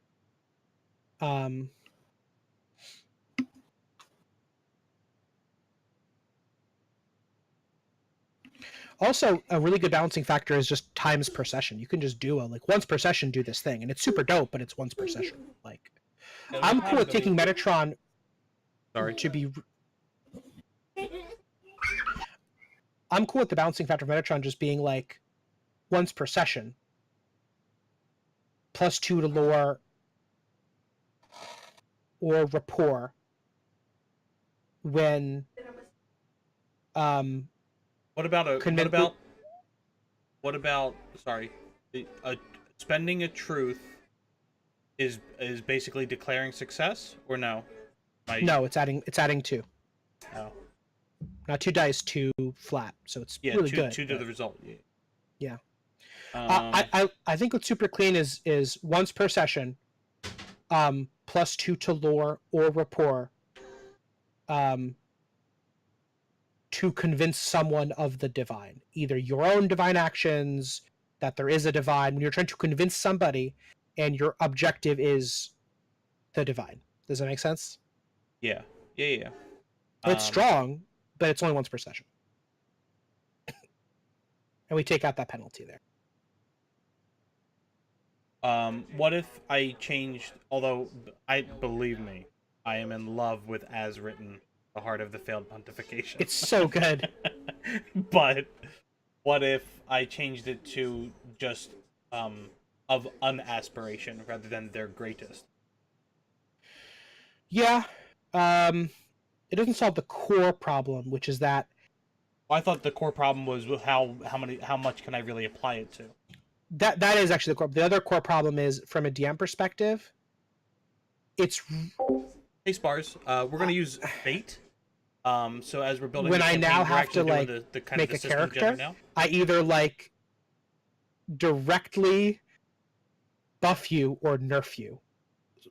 You know what I mean? On just backstory for this character. So when I make a character that I just want to have like a story, I have to also think that passively, by sheer virtue of having given this character failure, I have now buffed Frats. Which is a weird thing to think about. It's tough. I like it a lot. I want to think about it. Let me go back to the other guys. Verk, do you have thoughts for a third stunt? I'm trying to figure something out that would be completely out of combat. Yeah. But still shying away from the stuff under Persona. Like I'm trying to avoid. Yeah, just repeating those yourself. again. Yeah. Let me go to Ted. Do we have? Ted, you can cut that last line of "take a deep breath" entirely. It's just redundant. Just say on success, give target one of your truth, which then implies you need to have a truth in order to give it. Yeah, okay, that makes sense. It's cleaner. Remind me of her. I think we're good. Yeah. So you're once you're done, that's it, Ted. You're done. Your stunts are good. Davros, your third stunt. I'm adjusting it now. Hold on. Okay. And then back to Jonas. Chris, can you mute? Yeah, are you guys? Well, the stream's not getting that, but you guys are. Yes. Yeah. Okay. What happened? You gotta wash it. Ew, wash your hands. I don't want to I'm gonna kiss change that. Metatron. The hell? Oh, that's fine. Once per session. to lore or rapport.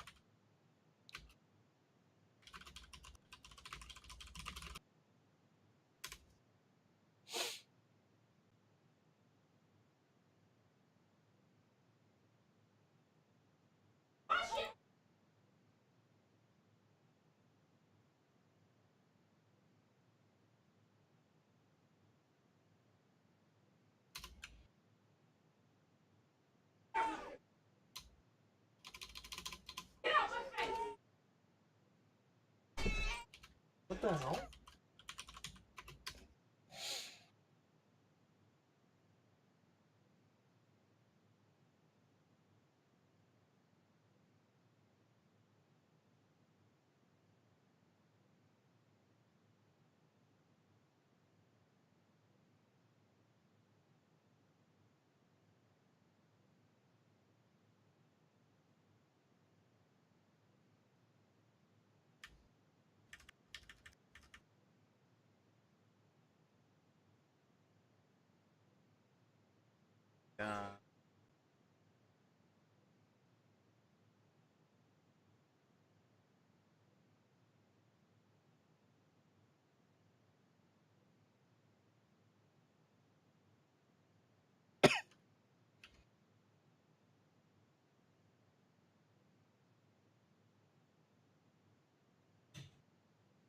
All right. Go ahead and check that out, Dan.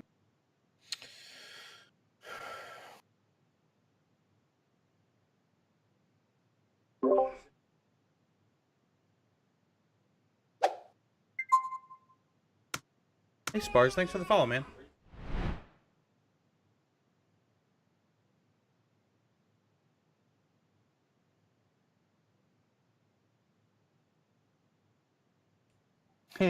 So It's a lot closer, yeah. Essentially, the most truth I'll ever be able to spend is 5 in a session. The only using that. The only problem, Well, no, you can get way more truth. You get truth by like I can compel you and give you truth. Okay. You can only dodge it twice. The problem is the dice, like the actual. There's a fate dice roller we're going to be using. It has the pluses and minuses. It doesn't have the 5s and 6s. It's two minuses, 2 blanks, 2 pluses, which What if I do changes the second sentence. What if I do? You need 2 pluses. If successful, I need to roll 2 pluses. Yeah. So on 1 plus. Truth. So like if when I make this roll for this, I only roll 1 die. If I get a plus, it succeeds. The next time I use it, I have to roll 2 die, and I have to get 2 pluses for it to succeed. Or even better, we can, in order to keep the coherence with the fate, because in fate you only ever roll exactly 4 dice at a time.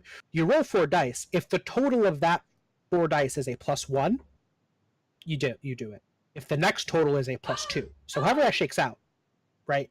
Like, well, for the +2, it would have to be 2 pluses and 2 zeros. True God, spend it. True. And for the +1, it could be 2 pluses, 1 minus, and a 0. That still adds up to +1, right?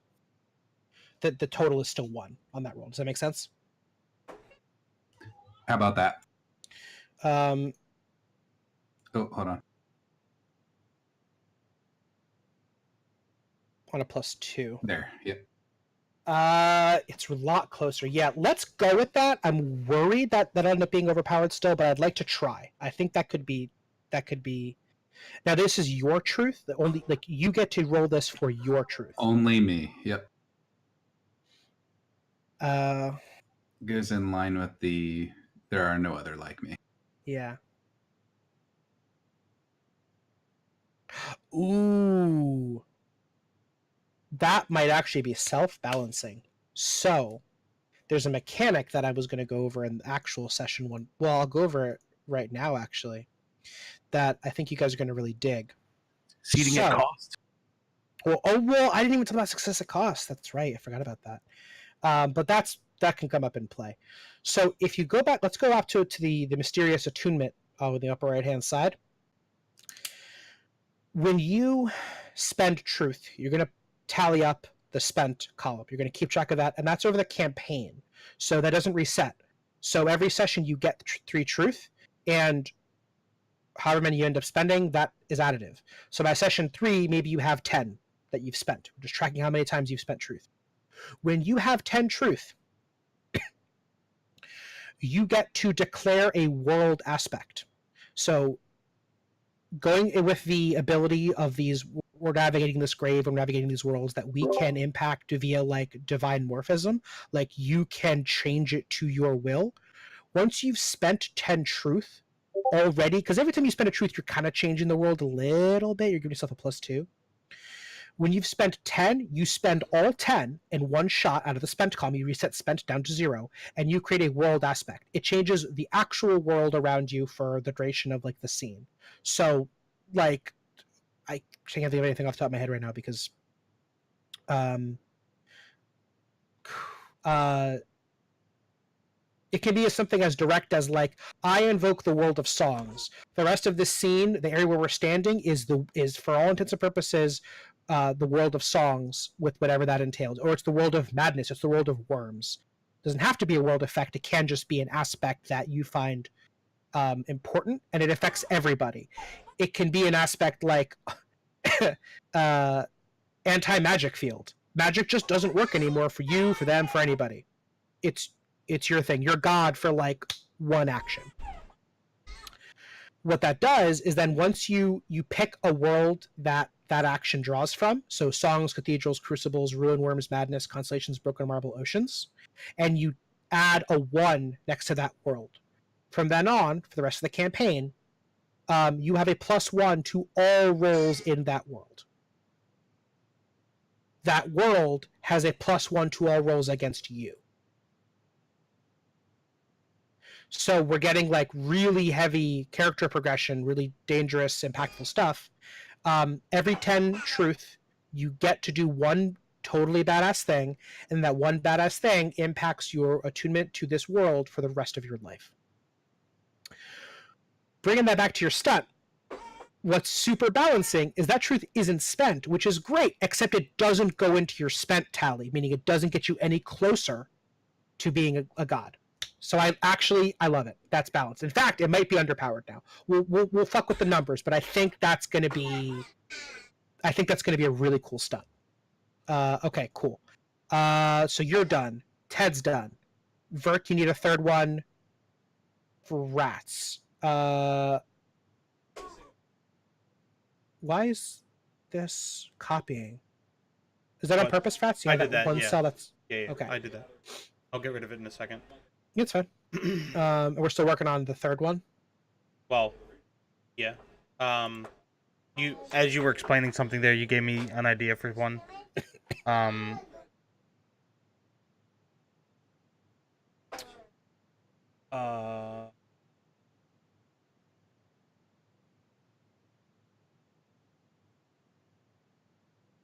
To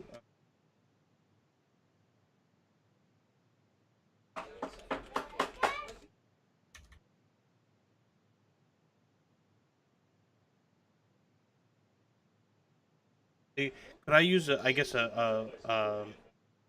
bonus to like a magic attempt to silence someone else's magic attempt? Like would that be like an opposed?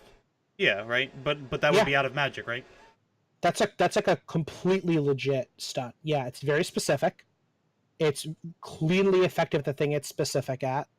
I think that's great. But I'll take a plus at making that specific roll is what we're saying, right? Correct. +2 to magic to when rolled as defense or overcome against magic. So when defending against magic or when trying to overcome aka counterspell magic. It lacks the really great poetry of Heart of Failed Pontification. Oh, I'm not replacing Heart of No, I'm replacing. No? Oh, you're replacing the other Metatron. one. Okay. Yeah.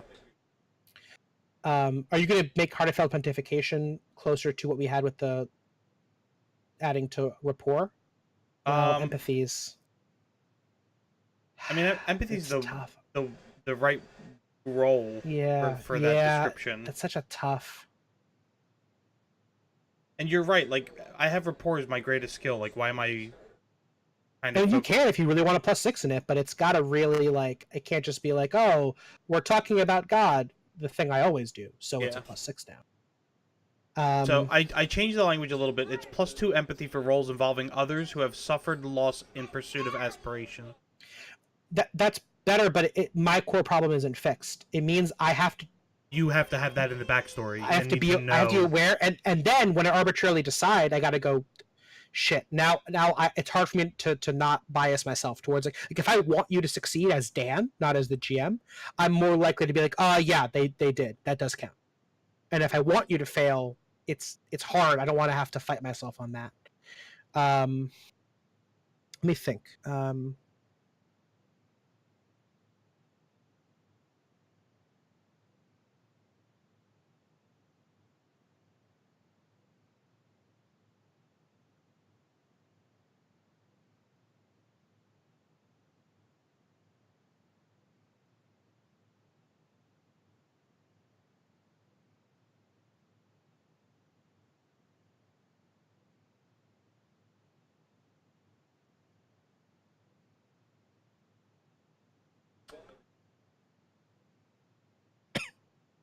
Let's think about aspects, which we've been ignoring, because stunts can also make aspects. Aspects come up all the time. You're constantly arguing to make an aspect.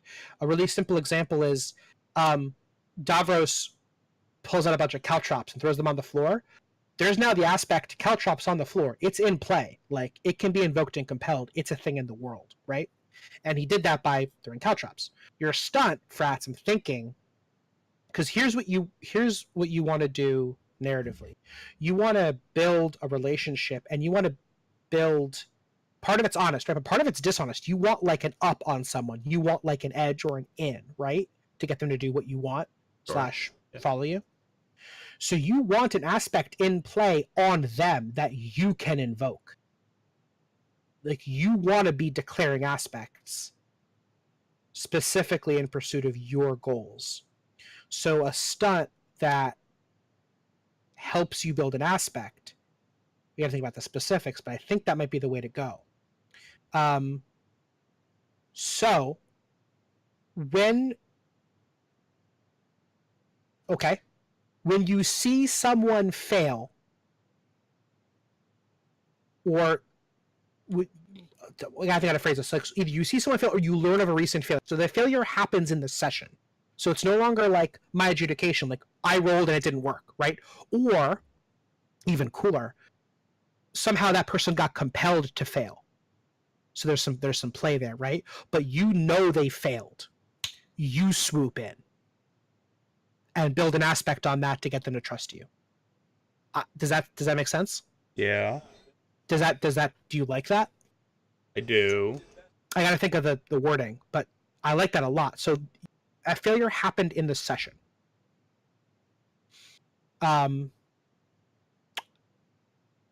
When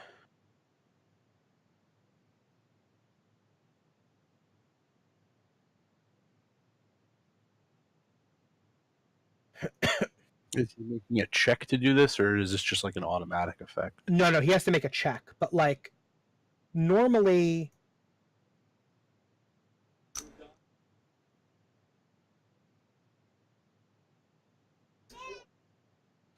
so there's something called a boost. It's a little bit tricky, but at the end of the day, certain actions, basically like moderate successes or like weak defenses, like when you like kind of do the thing you wanted but not really, you get a boost, which is a +2 to something, but exactly one time and then it's gone. It's not an aspect, you can't invoke it or compel it. It's just like 1 + 2 one time, right?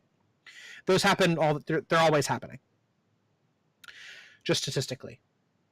What we could do is, against someone who's failed, if Frats gets a boost, he turns it into a free invoke. Or sorry, he turns it into an aspect. Like it's now a straight up aspect. He can keep invoking over and over again. So he turns a temporary circumstance into a lasting truth by capitalizing on someone's failure. So if someone pisses their pants, he can keep bringing it back up to shame. Right. That's a very direct example. But yes, something like that. It could be someone literally missing an attack, and if he gets a good boost on his next turn, he turns it into, he can make that person have the aspect like second guessing my training as a swordsman. That person missed once and now is second guessing their entire career. That feels really cool, Frats. Does that track? Do you like that? Does that make sense to you? His face looks a little excited there. I can't. Sorry. He looks like a Muppet. I can't. I did not have Skype open. I'm sorry. I was looking at Fate. So the answer is yes. Bitch. Yes. Yeah. Yes. Okay. So I actually still like the name. We get to keep the name. I think we're keeping the name. Yeah, I think we're keeping the name. Yeah. Let me try to write this out because this is tricky. Here, use the space for the Metatron. Oh, okay.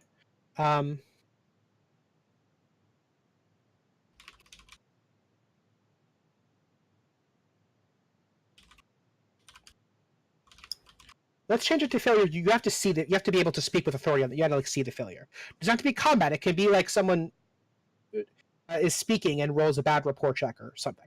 Yeah. No, I got you. Um. After unobserved failure. Yeah. Yep.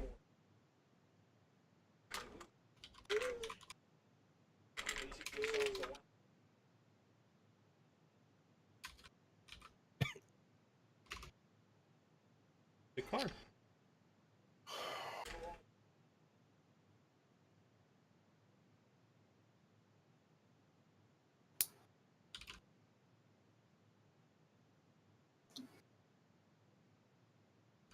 Does anyone have any I'm going to write suggestions one from right me? next to your character sheet. Huh? I'm going to write a suggestion next to his character sheet. For Verk.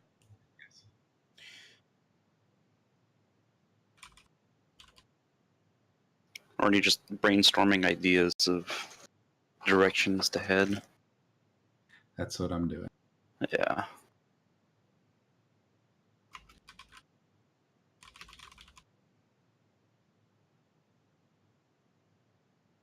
How does that read, Frets? After an observed failure, you may turn a boost against that player into an aspect with 1 free invoke.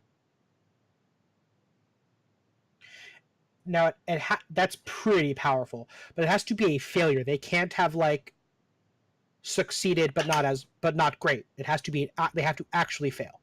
No, I got you, but does that leave room for? Okay, so Kurt brings up the pissing your pants. My brain went to Billy Madison. Bear with me. And Okay. there's a scene where one of the kids pees his pants, and Billy Madison pees his pants to make him feel better. Okay.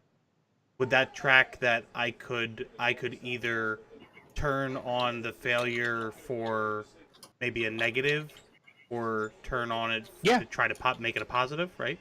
Yeah, either way, you're getting what you want, which is that person to either like you more or do the thing you like. You're manipulating that person's failure. Whether you're manipulating it positively or negatively, you're manipulating it. Okay, yeah, that's fine. That boost could be. I rolled. Okay, the person does something stupid. They trip up in public. They're having a debate and they get so nervous they start stuttering and they get flustered and they're laughed off stage. You walk up and roll rapport. You roll well enough on rapport that you get a boost, which is like a temporary, quick +2. As soon as you get that boost, you go, nope, Dan, that boost is now a full-fledged aspect called there, it's going to be okay. I put my arm around him, he trusts me, I get a free invoke on it, and after that invoke is done, see the language there, you get 1 free +2. That aspect stays there, so like, next scene, you have to pay a fate now, but the aspect is still in play, and it still belongs to you. Which I think is great. So that I think is really cool. Okay. Hopefully it won't be overpowered, because turning a boost into an invoke is an aspect is really strong. But I think the restriction is fair. You have to witness a failure first. So like, if someone's already doing very well, this doesn't do you good. Cool. I think that's really awesome. We're cracking along. Verk. All right. What do we got? I don't know why it's not. I'll just... Yeah, just double click into it and you can... Yeah. Three truth. Do you like the name of it? The one-liner fool, yeah. I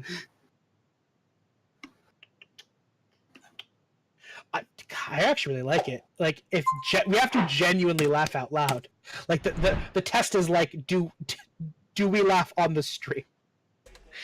Is it on the level of Welcome to the Hurt Zone, Pony Boy? Yeah, it has to it has to just be like it makes us laugh, like in real life. Like that's the bar, you know.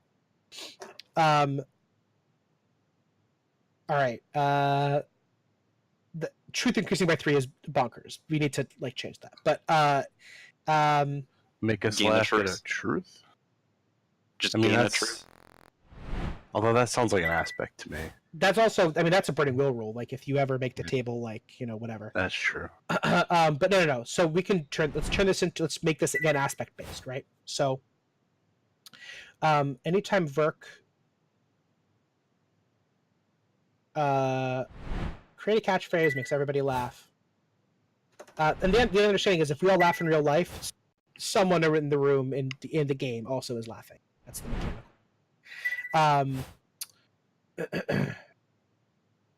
You may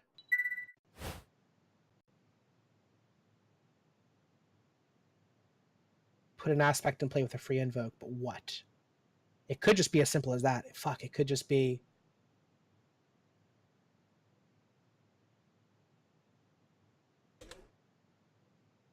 You may place a social aspect in play with 1 free invoke. Is that too vague? Is it too vague if I say anytime Verk creates a catchphrase, makes everybody laugh, he puts a social aspect in play with 1 free invoke? So Verk now has to make up an aspect. But it could be, it's so broad, it could be anything. And he gets a free invoke on it, but like what? So what is an aspect then? I mean, it's anything. It's literally a phrase. It's like, oh god, the roof's on fire is an aspect. Like, it could be something more philosophical, like every conflict ends in blood. So, what does the aspect do then? So I like that the mechanic of aspects. Well, you would invoke it for a +2 to a roll. Oh, okay, gotcha. If I say an aspect with a free invoke, it means your first time you use that to get +2, it's free. You don't have to spend a fate. So for the aspects, so creating an aspect, could it be I award an aspect to someone? So maybe I make a reference that like the catchphrase is toward Davros. Could be the catchphrase is I could give it to him or I could keep it for myself. Yeah. I like the fact that you can put an aspect anywhere you want. So you give it to Verk, you give it to give it to Davros, you give it to Jonas, you give it to Talab, you keep it for yourself, or you just put it out in the world. It's a world. It's the aspect of the scene. The bar now has the aspect rolling on the floor laughing, right? Mm-hmm. About rolling with the punches. Well, I'm not worried about the name. I'm worried about the specifying what the. If I just say makes an aspect, is that too vague? I mean, I don't know. It might be. It might work. We could start with make an aspect, and then we can fiddle from there. Yeah. Let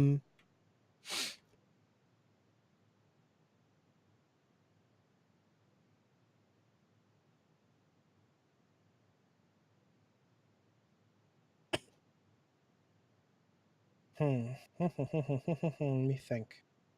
I want to get this done before we leave because if we finish this, we are actually done care gen almost on time. We're completely done after this last step.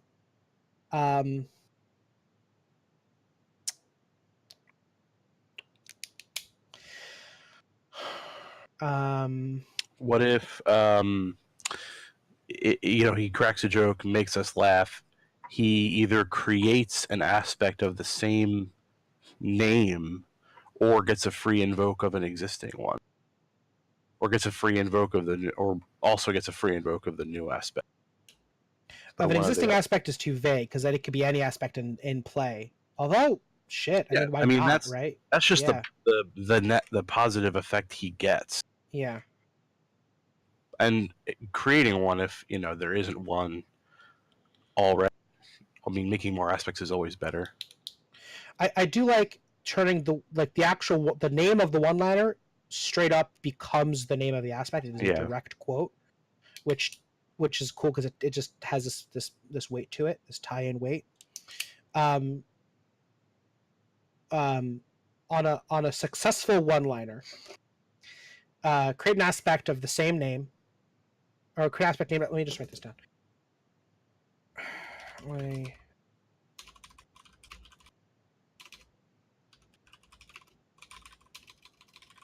Oh my god, I can't spell. An aspect.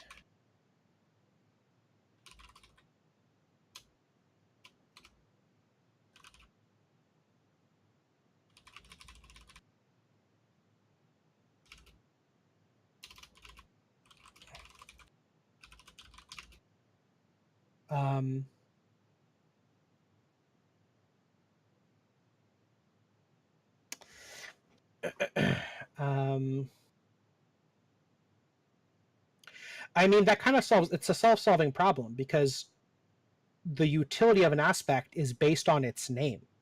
Whatever it's called is like what it does. I'm worried if it's too witty, then we won't be able to drill it down to like a mechanic. Like, Welcome to the Hurt Zone Ponyboy was funny, but also like it makes sense. Like, yeah, it's clearly +2 to fight. Obviously, like he's gonna hurt him.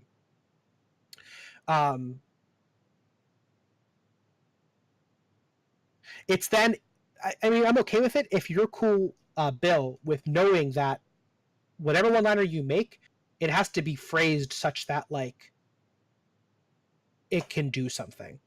Yeah. It's got to be reusable and. Yeah. I'm also going to say, in addition, I don't want to limit it by us because if we're stressed out or whatever, and Bill doesn't make us laugh, and it's still a good play, like it's a good line, but like I don't want it to be based literally on like the mood of the room. Yeah. So like either we laugh or he succeeds on a what? not provoke. A humor test. A humor test. A humor. I think any one-liners that Bill is willing to get put onto a T-shirt, right? Yeah. If he shows up to the just next wise. session, Could you just say a successful one-liner? It doesn't have to be that it's funny. It just could be just it's witty and. That's true. I did Like- write the word successful. Yeah. Because I mean, not every one-liner that I'm gonna say is gonna be suitable Ooh. for this. You know. But hold on, we could do this too. Once per session, get a +2 to rapport to make a one-liner. On a success, which is basically just meeting the ob, like super low, immediately create an aspect of the same name with 1 free invoke. I like that. Once per session, roll +2 to rapport for a one-liner. On success,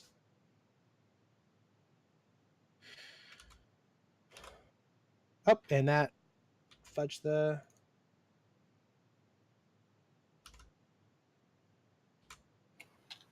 Great, you're just gonna.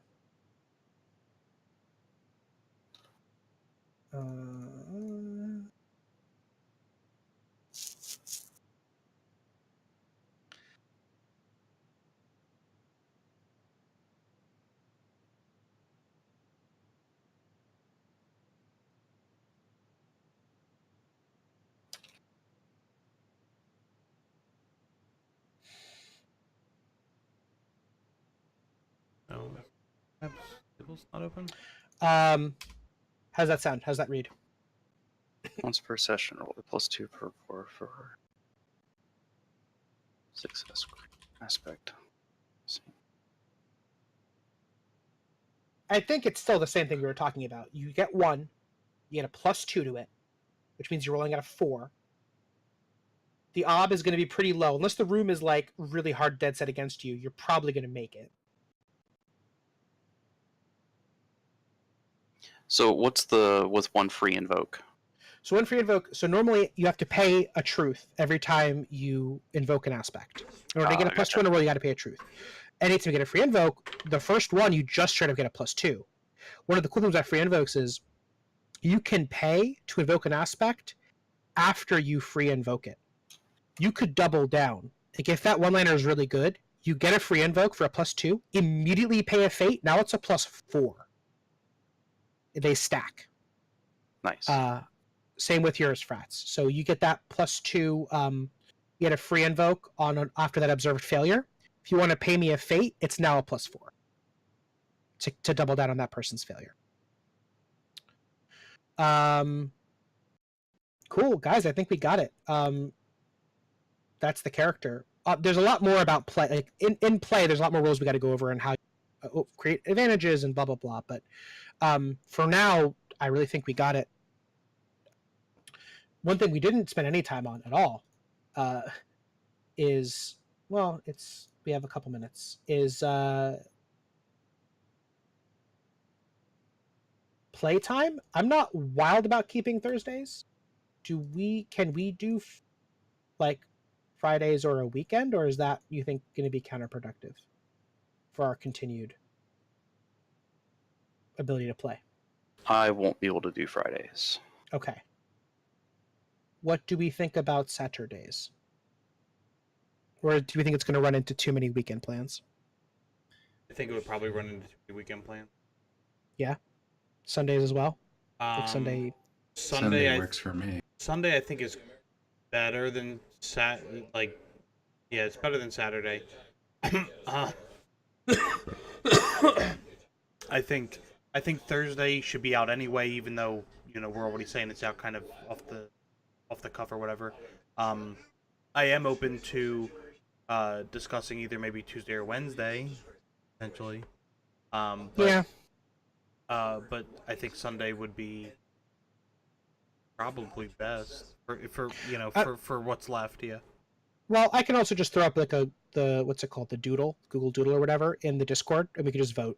That's not a big deal. We don't need like What's everyone's schedule look like next week?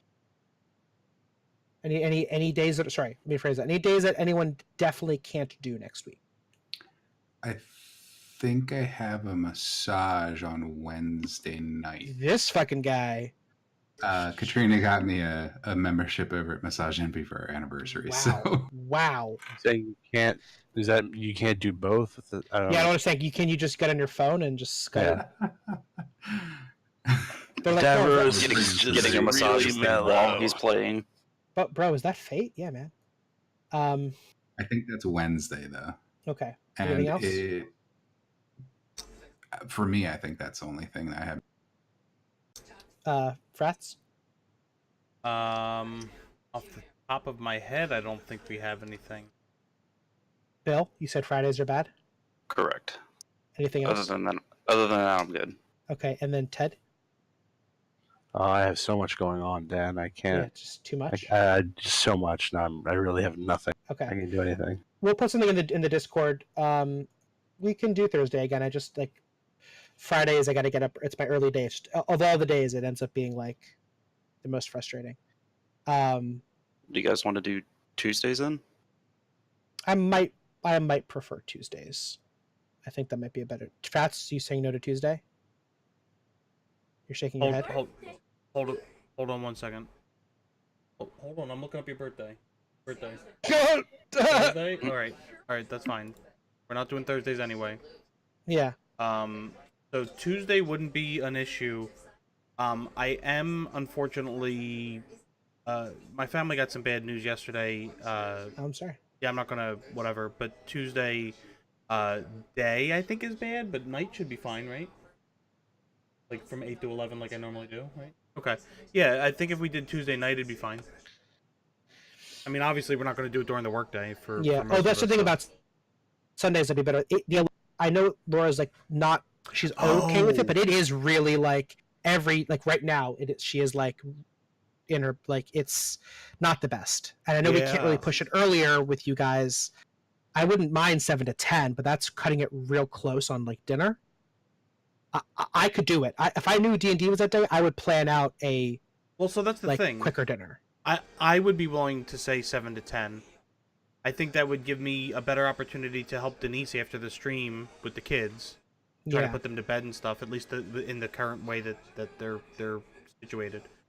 That also takes out my Thursday prop, or any weekdays equally now fine because I'm not going.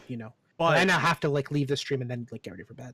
But the other thought on Sunday is I think Sunday kind of opens us up to, like, that should free us up for a little bit better hours. Maybe not just 7 to 10, but a little bit earlier, right? Oh yeah, we could do a midday. What do you guys think about a 7 to 10 on the weekday? I think I'm open to that. I would want to make sure I knew which day it was. I would want to make sure Kurt has at least 3 reminders. So my only issue with earlier for weekdays. So it sounds like everybody's good. All right, great. Yeah, I'm home alone with Skylar. What'd you say? I'm home alone with Skylar. Got it. During the weekdays. Yeah. So that first hour before she kind of settles down and actually lays down, I may have to like get up, go get her a snack. Yeah. Get her settled in bed. So thing. When's her normal settling down time? 8. Yeah. Oh, okay. I really got to bail now, but we'll talk about this more in the Discord, and then worst case scenario, we can maybe do a Sunday evening or afternoon. But cool, good work, guys. During the week, feel free to go back in if you want to mess with your stunts or aspects. That's completely fine. Read up on the Facebook if you want, and then next week we'll actually go over the rules for real, and we'll dive right in. And Dan, me and you need to coordinate some time for looking at the stream, the visuals. Yeah. Yeah. Yep. And we'll definitely. Dan, I'll look into all 4 of us being able to modify the same cell on multiple sheets. Yes, that'd be great. If I can write a code for that, I'll get it for you. Awesome. That'd be awesome. All right, thanks, guys. All right, peace. Thanks, Dan. Later. All right.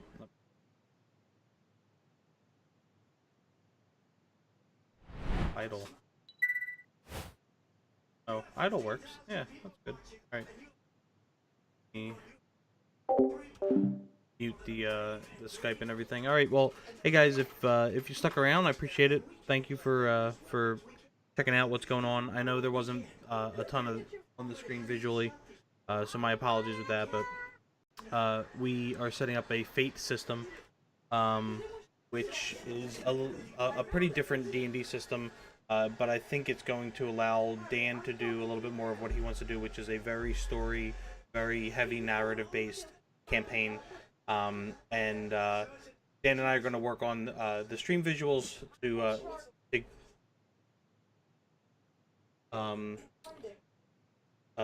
Dan and I are going to work on the stream visuals so you guys actually get a physical representation. Oh, Spars, yeah, thanks for sticking around, man. So appreciate the follow. I think with the guys, you kind of heard us talk about it. We're going to come up with a pretty consistent day and try to stick to, I think, 3 weeks out of a month, making sure that we get a consistent schedule for the games and stuff.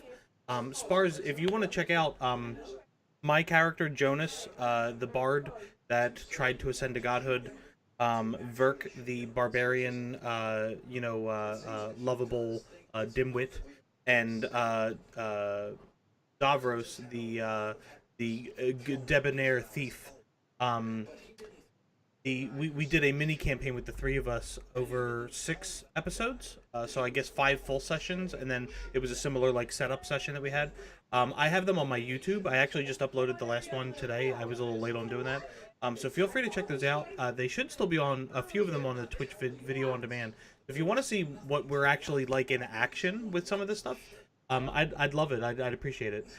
Feel free to hit me up with some feedback. If you want to throw me a message on Twitter during downtime. I also we communicate through Discord, obviously, and I have a Discord there. You can get the link if you're interested, and shoot us a message there if you want. But we would love to put this out there. I know Dan. Yeah, appreciate it, man. Dan just wants to get it out there for general consumption. You know, he's a story writer. You know, by hobby. So he just really enjoys creating worlds for people to explore. And then D&D is a great format for that. You know, it's a great way to tell stories, but allow interesting things to happen, because when you're the storyteller, you kind of own everything, and so you can kind of forget stuff or miss stuff or screw up details, whatever. And when you have other people helping you write the story, I think it helps flesh out different takes and different points of view and different cultures and different things. So that it has that diverse piece. So it sounds like we're gonna talk on Discord ourselves and kind of come up with a schedule. I will update Twitter. I'll throw it in the Discord. I'll let everybody know what our plan is with everything. But we really hope to hit the ground running with this thing and make a full-fledged fun campaign with it. So thanks for sticking around, and I'm gonna call it a night. Help the wife with the kids, and maybe grab a snack because I didn't really eat dinner tonight. and then we'll get back at it real soon. So thank you so much.